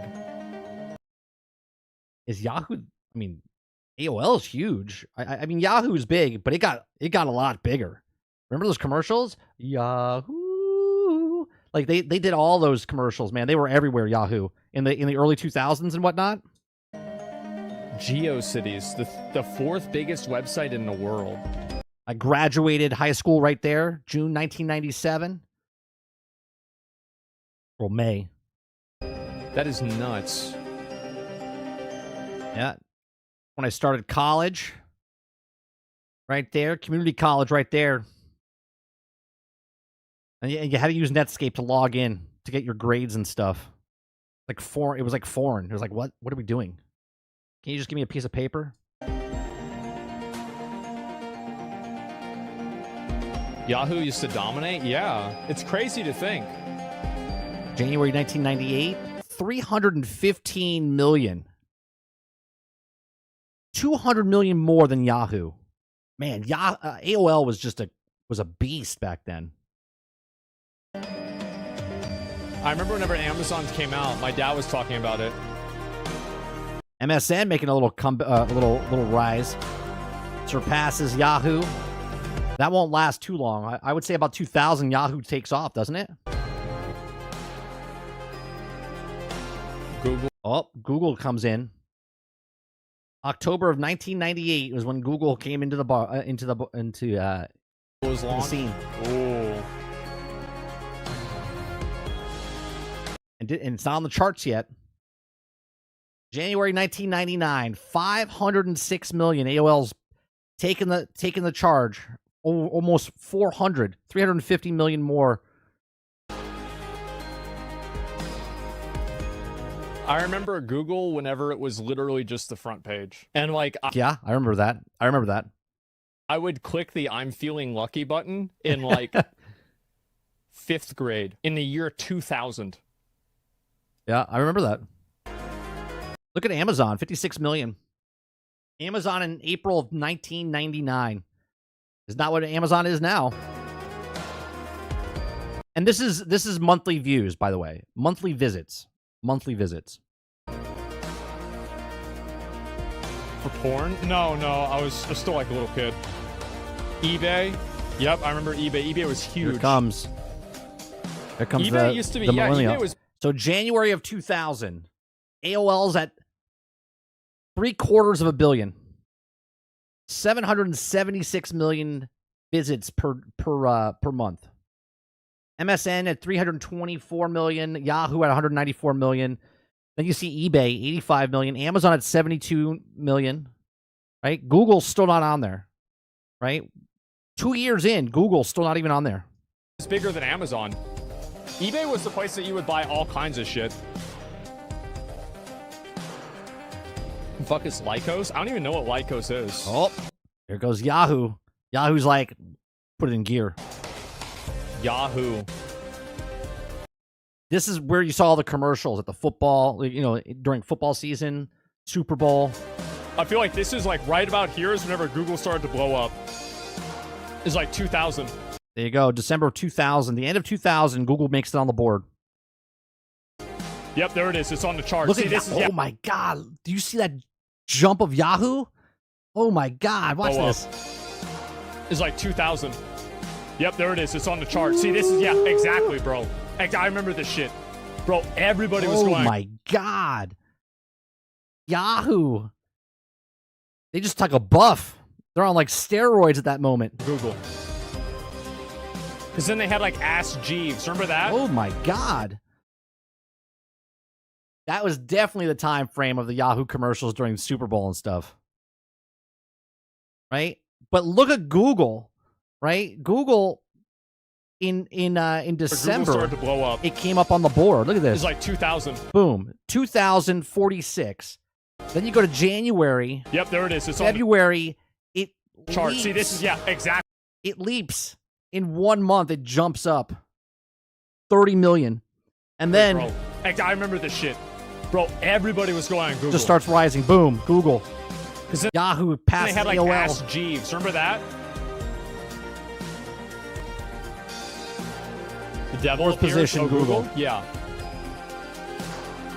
Yahoo was. Damn, dude. 1.4 billion monthly active users in January of 2002. The biggest. Isn't it crazy that. Yeah, ask.com, about.com, weather.com. That AOL was for boomers 20 years ago? Yeah. There's still people using AOL. They still think they have to pay. Like, goddamn. Like, I didn't think MSN was that big. Man, Yahoo just blew up. Now, like, yeah, who the fuck is using AOL?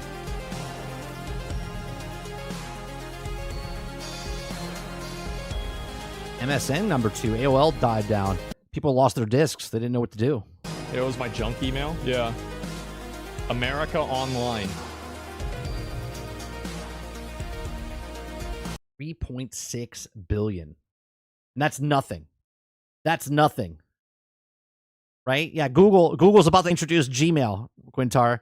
And then it's just going to boop. I feel like I would assume Google was way bigger at this point. I would think so too. Like by 2000. This is 5 years into Google. This is 98 is when they came in, right? October of 98 is when they came in. It took them 5 years. 2003. I remember Yahoo. The only thing that Yahoo was good for was giving you a toolbar STD.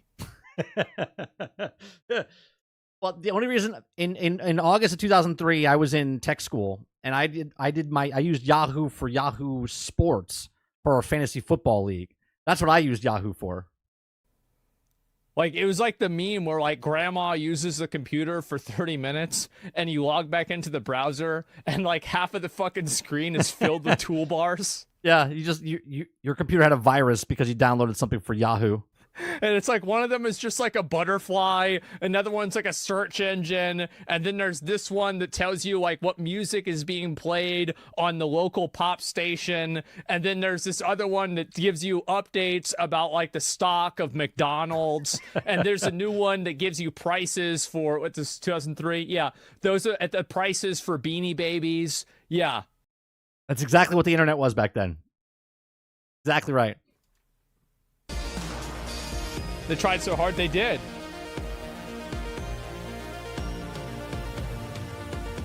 Fuck, I did that? Yeah, exactly. Here it comes.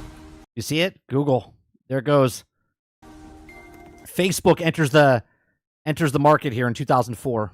Facebook is launched. Oh, MySpace just came on. MySpace, man. That was dead by like 2008. Oh boy. So I'm trying to make it so you guys can read it. Facebook didn't really pop off. Oh, there's MySpace. Oh my God. Yeah, see, he's shocked too. MySpace was big until about 2009, 2010. It started losing. Yeah, I would say he's right. I I said 2008, but I think he's right. 2009, 2010. Like MySpace Mo says I still got music on MySpace. basically was the last hurrah of MySpace was making scene kids valid What the hell is Scene Kids? and scene kids relevant.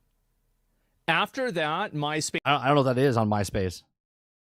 was kind of like, All I remember from MySpace is was it Tom? Was that the guy? Where he would the owner of the company would always follow you? no, not really that. Like I made my MySpace whenever I was 14 years old. I remember I told my mom I needed to have a computer for school. And then immediately, as soon as I got the computer, I started making MySpaces and then looking at porn. That sounds about right. I never did a single project on the computer ever. Hey, Mom, can I get a computer? I got to do some work for school. You're looking at porn. I didn't say what type of work. That was it. There goes Google. There it is. Just how it is. It's crazy how big MySpace was. Look at Google Go. Yep, 2005, Google. There it is. Holy Christ, dude. Google's gapping, yep. Here comes YouTube. 2006. I've had an account for a really long time. My first account on YouTube was 2004, 2005, I think. Well, the reason why Google came out ahead is because Google was simply better than every other search engine. Like now everybody talks about like, oh yeah, you search in Google and like you want to figure out like, how do you make the color green? And then like, the first option is like, what color is grass? Is it green? And then the second option is an advertisement for like green paint. Yeah, now you get fed so much stuff. If you type in something in Google, it's gonna basically do exactly what he's saying.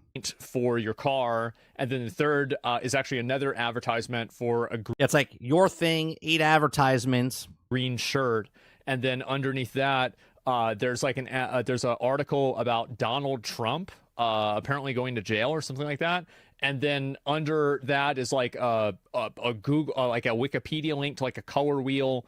And like, you have to go to like page 7 in order to get like, oh, Google. Okay, that's how to make green. Right. Okay, got it. Yeah. Look at Google, man. Holy Christ. Hold on. Let me back up here for a second. January. Look, January. It passes. Google's gapping. Yep. February, March of 2006. It passes Yahoo.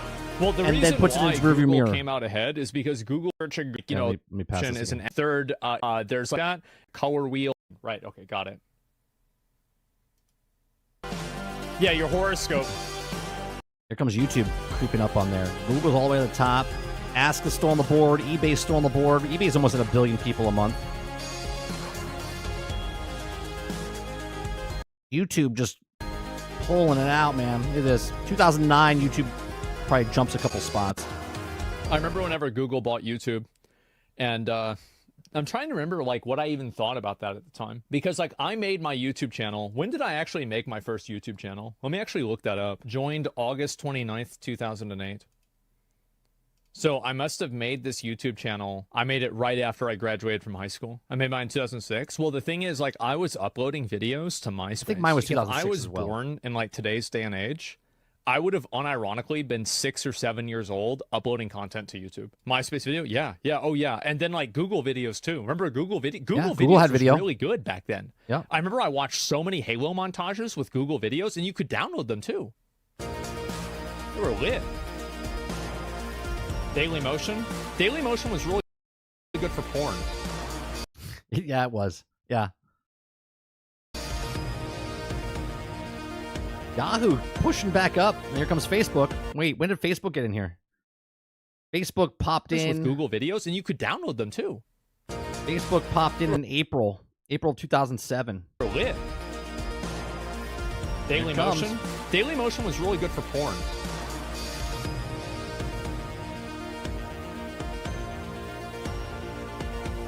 There goes Facebook and YouTube. I was sad whenever they got rid skipping. of it. Damn, MySpace fell off in 2008. I feel see, I was right. Yeah, MySpace started going down. like it fell off in like 2009, 2010. I remember working on a film called Never Back Down, which is it was called Get Some, which is the movie that came out called Never Back Down. It was one of the first movies to use iPhones because iPhones came out at the same time when we were filming, and we were using it, and people were just posting stuff on MySpace and YouTube. They were trying to market it right at the beginning of all that stuff.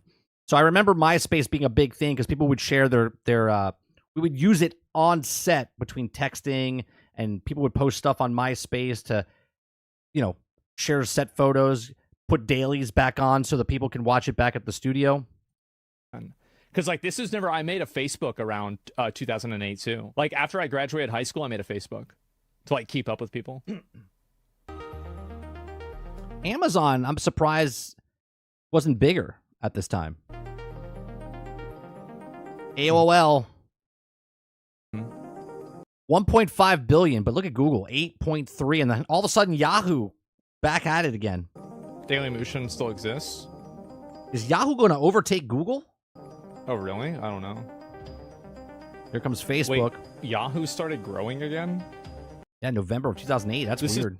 Something that never should have happened. Why did it happen? I don't remember ever Yahoo coming back. This is like an unholy... How could this happen? Wow. How could this I did not think that Yahoo was that popular in the late 2000s, the early 2010s. Blogspot. Oh my god. Do you remember? I had a Blogspot. Like Hobbs, the World of Warcraft videos go to my Blogspot. Oh man, that was because I remember like with this. Oh man, I remember I went to like a really popular like Catholic church here in Austin. I was thinking like, should I say a name? Probably not, but it's like one that's like local downtown. And I remember they would do the mass in Latin, and my mom gave me a sketchbook, and I would like sketch out website designs that I was gonna make. The only reason I have Gmail Eclipse was for junk. That was it. In like 2003. Now I use it, but I used to use it just for junk mail. Because like back then I taught myself how to do HTML a little bit, and then I took a class for it too. And then so I could like make websites and then also animation at the same time. And man, and then this shit came out and I was like, thank God, now I don't have to do that. I can just fucking upload my shit onto YouTube. So on HTML, CSS. I can't believe Yahoo overtook Google. 1996. It doesn't stay that way for very long, but I'm still surprised. Learned a little bit of CSS in like 2002. Oh, there it goes. Google's like, no, I'm sorry.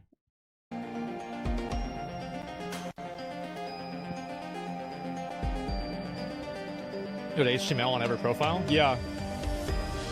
eBay just gripping on, staying in the top, 13? 3, 6, 9, 10, 11, 12? Yeah, 13. I feel like MySpace having HTML customization is one of the reasons why you have a lot of female web developers now. I'm just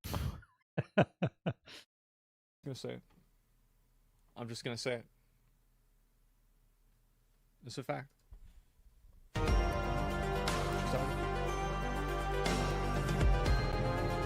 Live.com, 2011, shot up.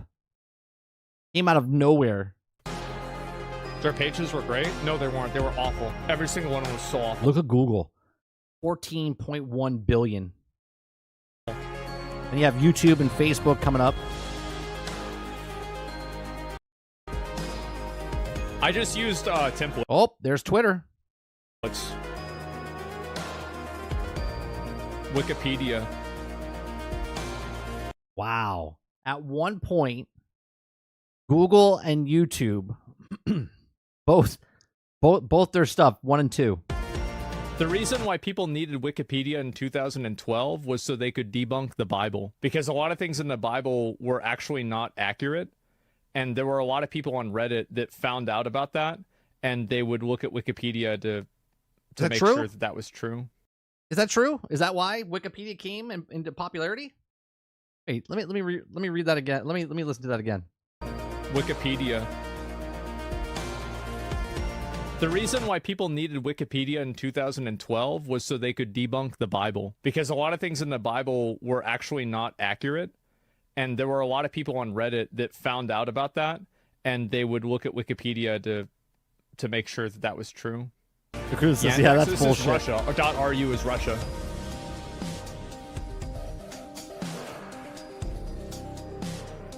Wikipedia just shot up there. Yahoo is still in 4th place. I can't believe eBay came back. VK is also Russian social media. Look, can we just look at it for a second? Look how many users. Like if I go back, right? We're in 2012. The top spot right now is 18.3. Where am I at? 1041.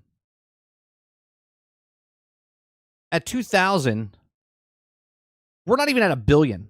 Nothing's over 1 billion, right? The average is, then everyone just starts to get the internet, right? What was that? 1041? That's crazy. 18 billion, 12 billion, 12.1 billion. Live.com. Yeah, that didn't really work, did it? Instagram on the board. It's actually kind of crazy that Google has the #1 and #3 spot. That's nuts. They're had 1 and 2. So dominant.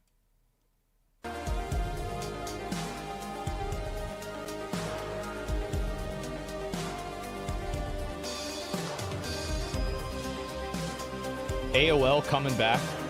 Oh my god. You know what's not on this list? You see Twitch anywhere? No, I don't. 2014, 2015, I don't think I made an 2016 Instagram was big for them. Like, I didn't really see the point of making an Instagram because, like, I always assumed, like, what is Instagram for? It's like a Pokedex for girls. That's the way I looked at Instagram. Yeah, I just don't get Instagram and so myself. Why would I, as a man, make an account on Instagram? What am I going to post? A picture of myself? Why would anybody want to look at that? The fuck? No. And so I finally made one. The reason why I made an Instagram is they changed the policy and you had to be logged into Instagram in order to view certain things on Instagram. That's the only reason I made an account on there. No. If Twitch didn't make the list, how would Mixer make the list, Ron? The reason me bringing up Twitch is that why I'm on YouTube is because YouTube has a much bigger presence than Twitch.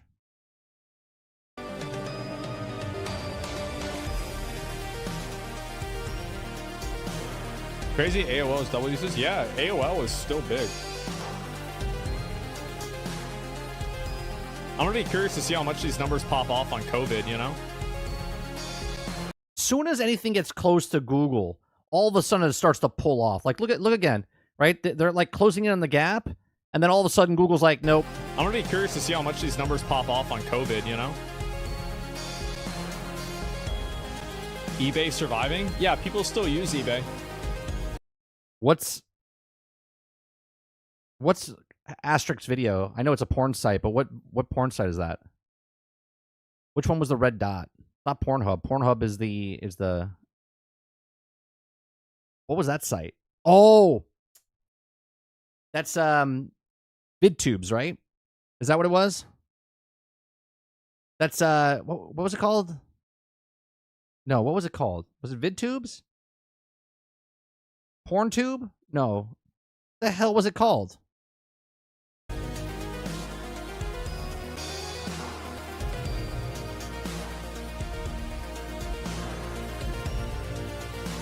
Is that what I think it is? Yeah, see, he noticed it too. RedTube.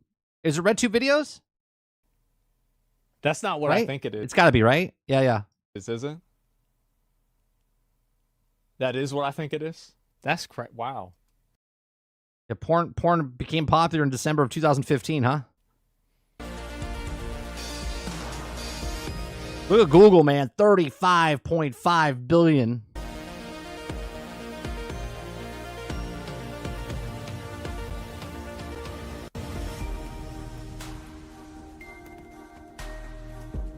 Jesus. This is whenever Google was like, this Google was so good then. Holy Christ, man. They just doubled Facebook and YouTube. Well, 2016. This is the beginning of the end because people lost trust in Google because of some of their statements that they made about the 2016 election. Yeah. And this was like the beginning of like the credibility decline of Google.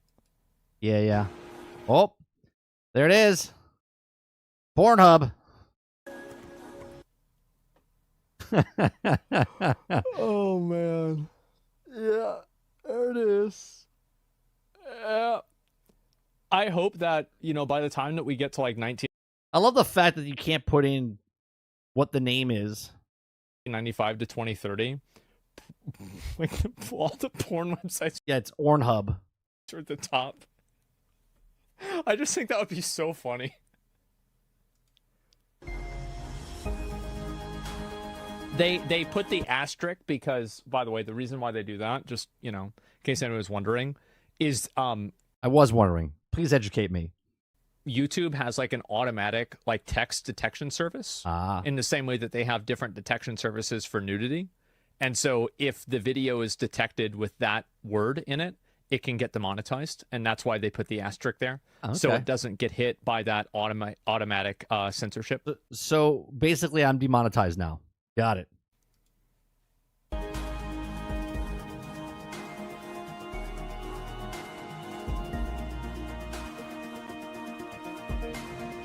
It's Cornhub? Yeah. Cornhub, yeah.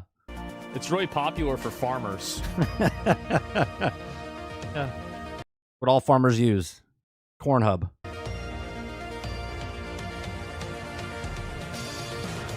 YouTube, number 2 again. 65 billion. Man.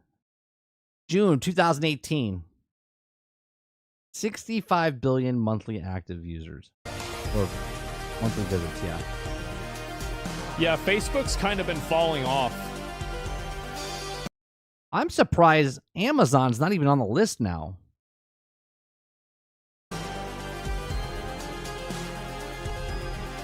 I'm surprised, though. Like, I remember I was so shocked that Facebook was still so... Look at the shift that's happening. I'm going to back up a second. Google's becoming so big. Watch the shift happen in the numbers. Like you see this line right here. Watch the shift happen. Yeah, Facebook's kind of been falling off. Right? My cursor's right here. Oh, right? That's where the line was. I'm surprised, though. Like, I remember... Look at it. I was so shocked that Facebook was still so dominant, especially in EU. And then Amazon, bro, like... Yeah, look at the difference between what Twitter is. This is June of 2019. We're approaching in on, the pandemic. Okay? Amazon's starting to pop back off. Twitter's up there in the 6th position. Facebook's up there.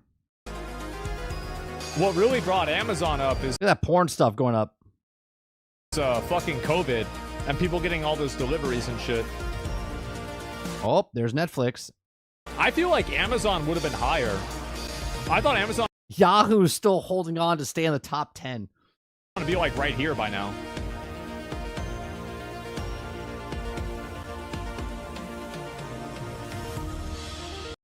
$83.8 billion. Yeah, I thought it was top 5. Yeah, I did too. 2020. Yeah, this is COVID. All right. Twitter. Boom. Right.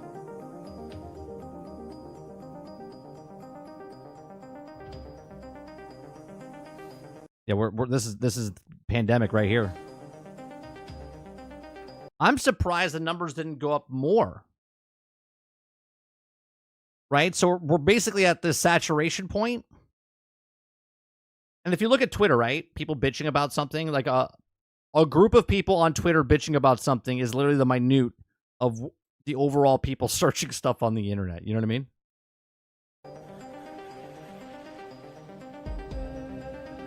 Yeah, I'm surprised Amazon is so small. That's nuts. So Amazon, which is one of the most richest companies on the planet, in 2021 has the 12th most viewed website. Interesting. Amazon's getting beaten out by asterisk videos. I could see that. And Yahoo.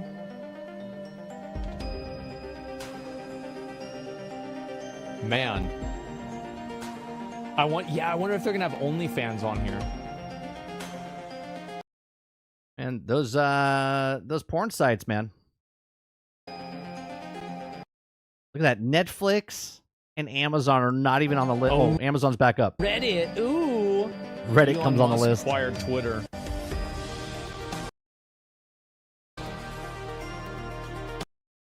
So that's the end? Oh. That's the end. All right. So 85, it hit 90 billion.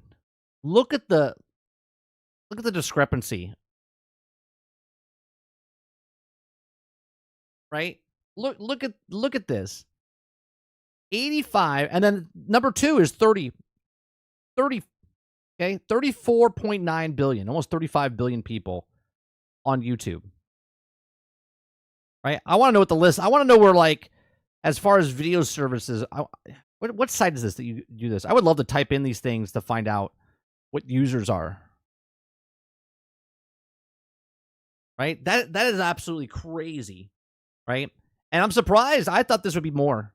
The way that Twitter's talked about, you would think more people are on it. Now, obviously, I know there's other social media, but look at these two, right? More people watch porn than Netflix. But let's go in the video game mentality here, okay? Well, it's free. Right? Like, it's amazing. You have to use Google, get to all the other websites. I mean, you don't have to. It's still impressive, though. Think about all the data they have on you. Right? 85.6 billion people. So I'm assuming this is unique views, monthly visits.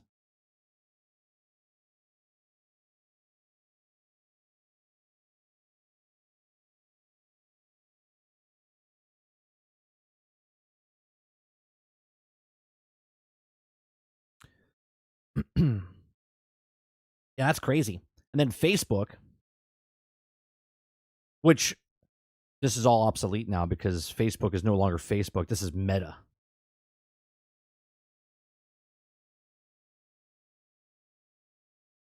The younger generations are using more Pornhub now than having relationships with sex is declining. Yeah. Yeah. Like Asma said earlier, he's like, 50 years from now, the top spots will probably be all these type of sites, which is pretty funny. It's just crazy, though. Well, the funny part is, like, I don't even think this is even close. Like, what does... Let me Google it. Let me Google... Hold on one second. Let me Google the monthly active...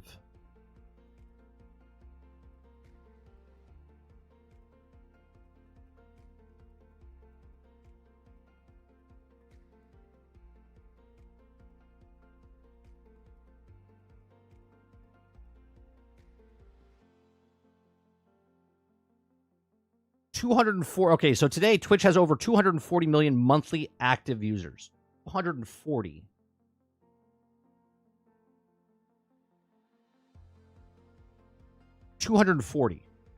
Now let's go back to this. 240 million active users on Twitch. Reddit, which is 13th on this position, is 2 billion. 2.1 billion. Monthly active users on Reddit. $34.9 billion.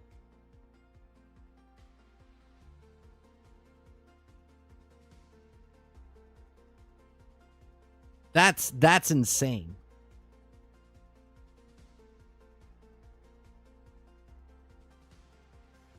Crowder House said, well, then dating became such a hassle because of unrealistic standards that the people think was going to happen.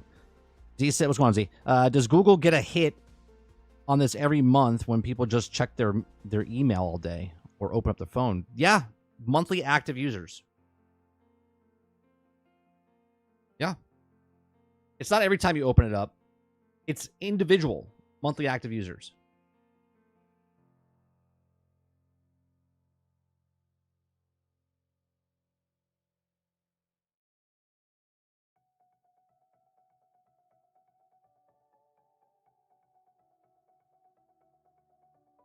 Here it says, maybe you're right, Z. Maybe you're right. Maybe it's every time, because here it says, according to recent data, Google has over 1.5 billion users per month.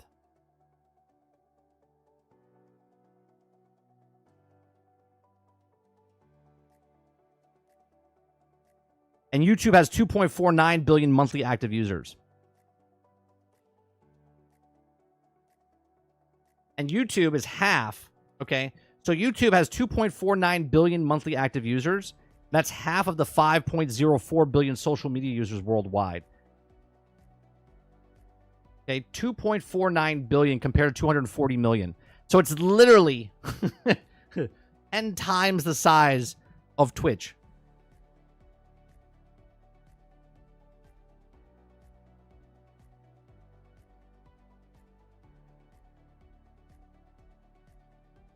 So it is every time you click on it.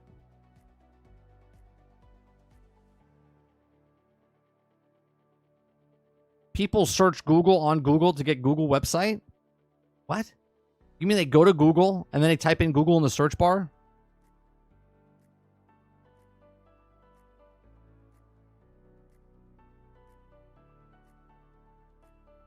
I misspoke when I said monthly. Because at the bottom it says by monthly visits. Monthly visits.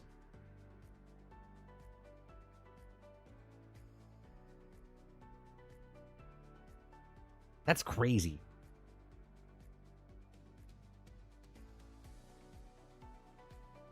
As Google is like the top 5 most searched things on Google.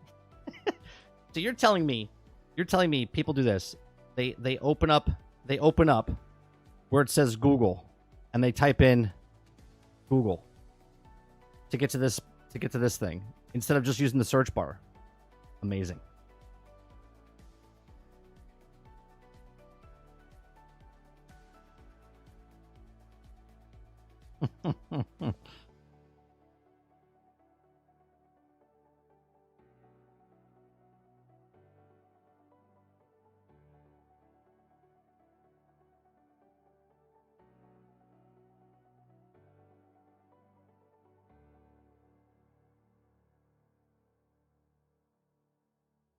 My wife started cooking something. It's like smell up the whole house. It's fantastic.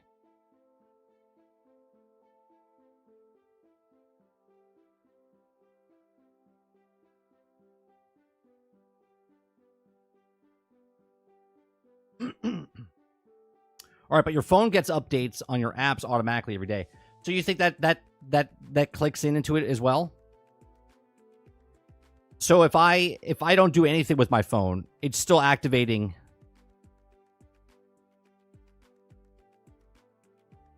So technically, I have an iPad and an iPhone. So that's 2 devices plus my computer. So if I go to Google, that's 1, and then each of my phone and my tablet are also checking in. So that's 3 for just me.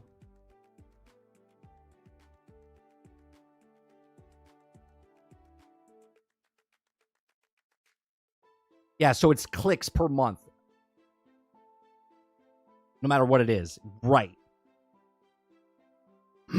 So because it's connecting up to Google for updates, better make sure it's cooking choke chickens. And maybe. It smells like a soup. It's chicken. Maybe it's choke chicken soup.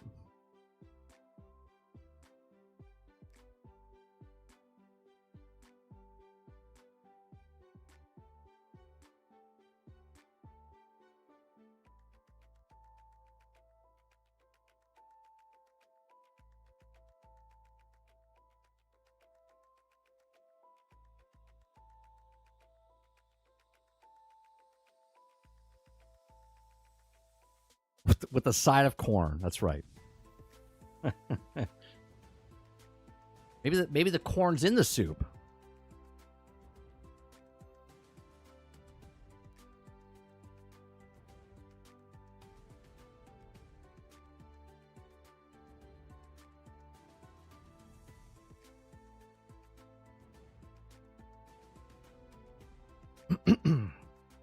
If you have Google Home, whenever you say, hey, oh yeah, I guess that would also count, right?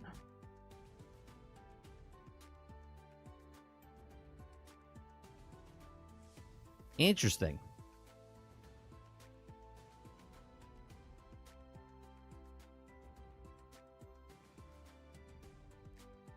Let's see if there's anything else before we, anything that happened on Twitter.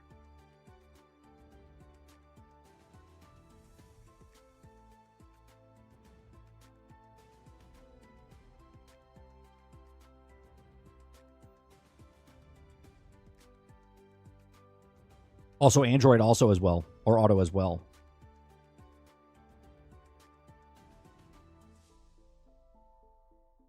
I gotta catch up on X-Men 97. I'm a little behind on those. Oh, look at this.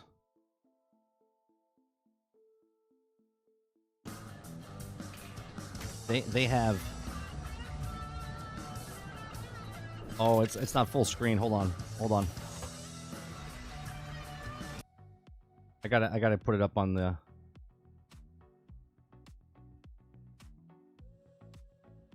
This would be good. Hold on, I gotta scroll down again. Yeah, here it is. Snow runners or mud runners in VR.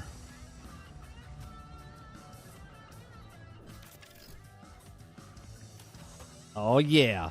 Now, there's a game I would play in VR.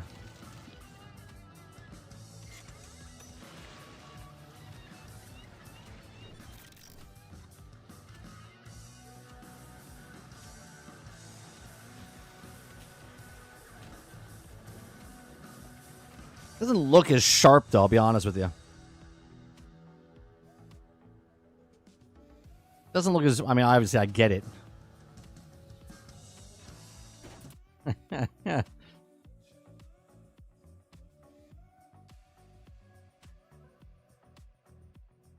Yeah, Sarge's going to play that for sure.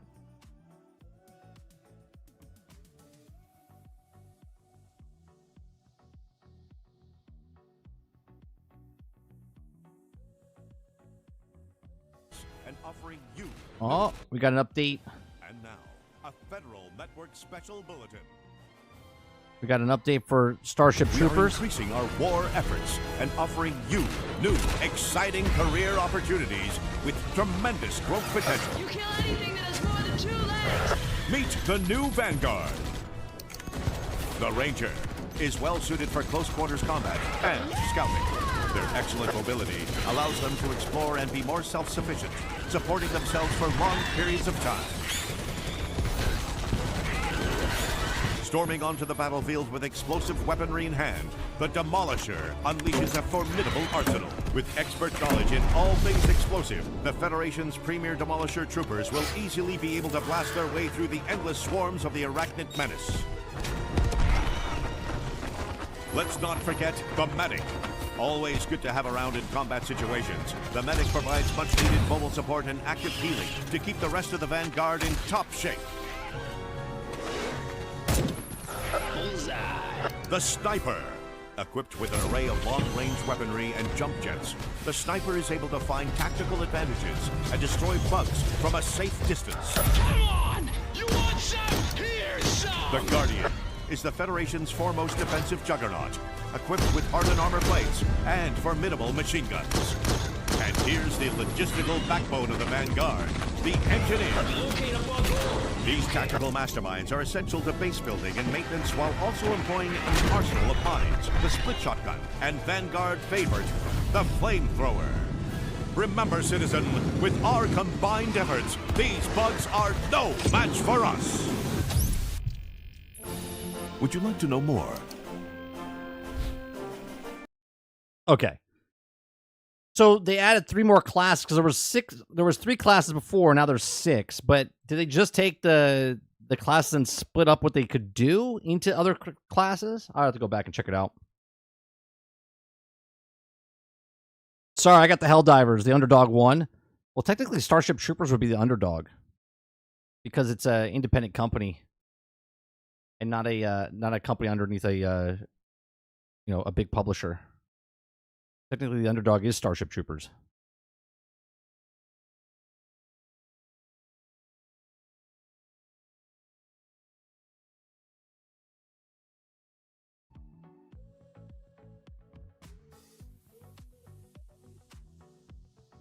Oh, Apple cuts Vision Pro shipments as demand falls sharply behind expectations. Who's out looking for $3,500 headset? Is Apple on drugs?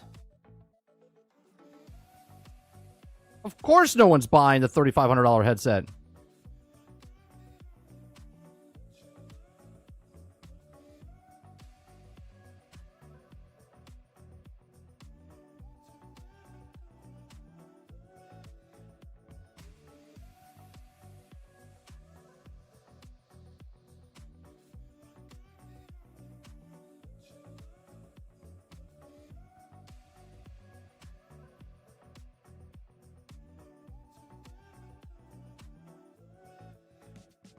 Do you want a new Def Jam? The television show? Is that what you're talking about? I didn't watch the first one.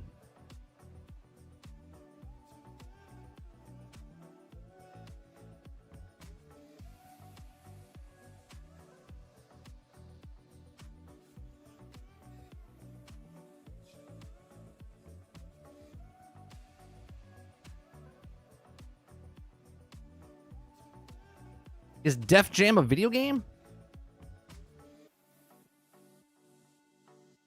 Let me Google first.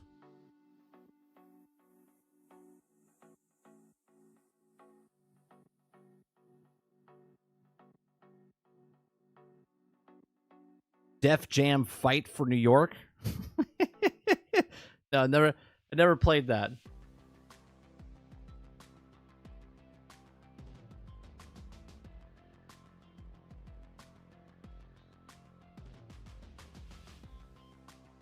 No, I never played the first Def Jam game, so I'm good.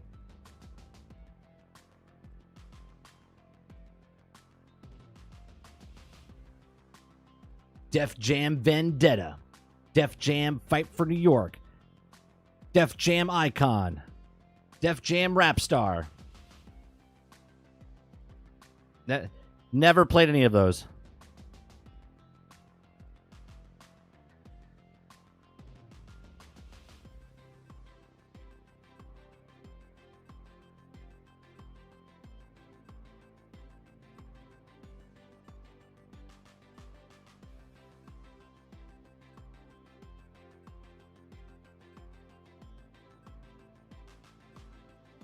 Well, of course it's cutting back. Just like the PlayStation VR 2. Headsets are a niche community, right? Especially a niche community if you're charging $3,500 for a headset. You know what I mean? It's like, a Meta Quest is like $400, $500, right? And you're like, PSVR 2 is $500, $550. Oh, Apple Vision Pro, $3,500 starting? Yeah, I think I'll pick up one of those. I could literally buy a Meta Quest for everyone in my house and still have money left over.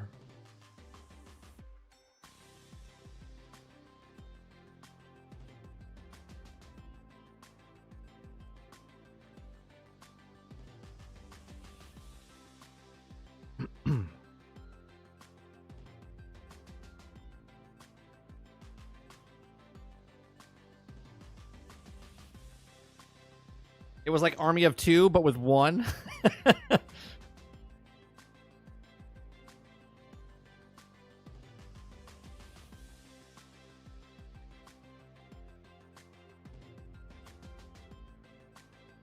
For God's sakes. kind of unique in what it does, but the price is too crazy. Yeah, of course. And again, I didn't think it was going to be a hot commodity. Obviously, a lot of people bought it and they returned it after they did the review.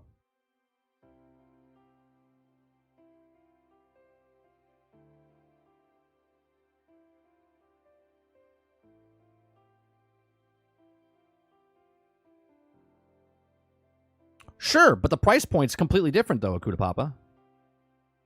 $3,500. That's never going... This is just like when TVs first came out, right? When the big high-definition TVs came out, and they're like $10,000. Until enough people bought those and they brought the price down, no one was getting flat-screen TVs. They were way too expensive.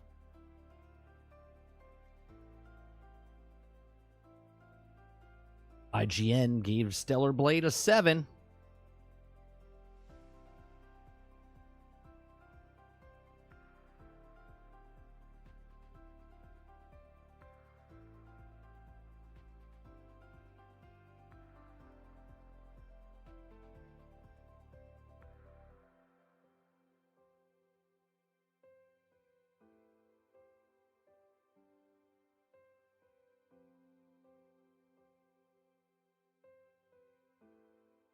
Yeah, you could do you could do AR with the Meta Quest. It's just crazy. It's literally it's a ridiculous price point. Of course, it was a test to see who would be interested in it. They stopped making it. The PlayStation VR 2, even when it came out, it sold very poorly. Hence why they also stopped production. Hence why they're switching it over. Right, and this is not a Sony thing. It's just headsets are such a niche market, such a niche market.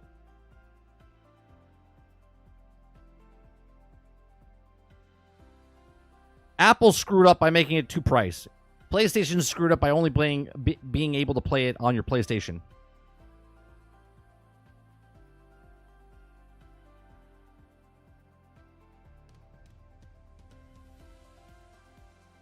Is there too much booty? Too much booty in Stellar Blade?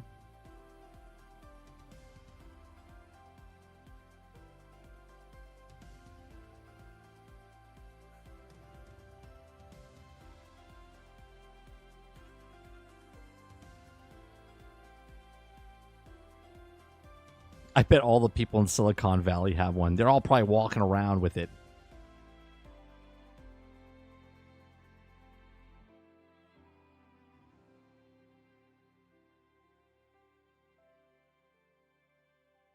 Nope, just the right amount of booty. It's getting 8 and 9s from other outlets. Actually, a lot of people are already saying that IGN's low-balled it due to the politics. We should review IGN's reviews. That's a new meta. Review the review. The meta within the meta.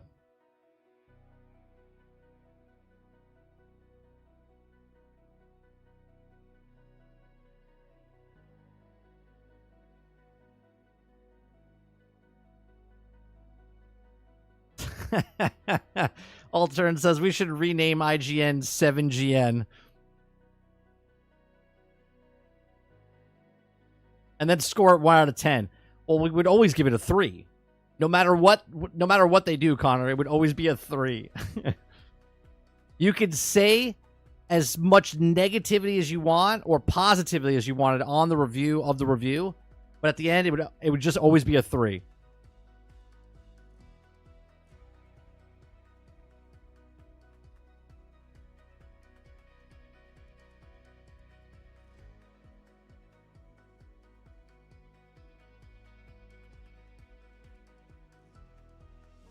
Baseline, always a 3. Yeah, 3 is 3 out of 10.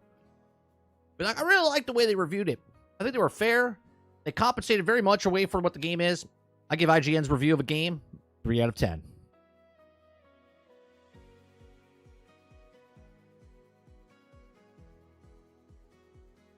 The next review of IGN of Gollum, they were really harsh, and I didn't really like the way IGN was talking about the game, but you know, they pulled it out at the end and they gave it a 4 out of 10, and I'm giving their review a 3 out of 10.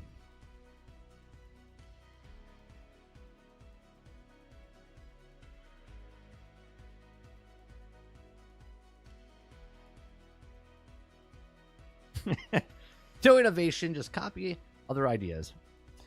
7GN will review your stream 30, and I know what they'll score it. It'll be a 3. It could be a 7. It could be a 7.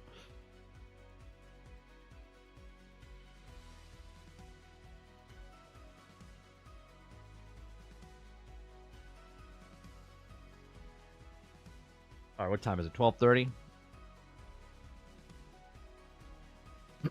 All right, I'm gonna end the stream. I'm gonna jump into a little bit my dailies over on Fallout 76, and I'll see you guys tonight at 8 p.m. Eastern. I think we might jump in and play a different game tonight.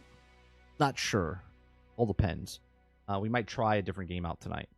I'll let you guys know before I start the stream. You'll see the thumbnail go up. I appreciate it very much. Thanks for tuning in. Make sure you hit that like button, hit that subscribe button if you'd like to go above and beyond that. Become a member as little as $5. We did do a video earlier this morning. Maybe go check that out. You can also go watch the short that's out there as well. Appreciate it very much. I'll see you guys on the next one. Peace.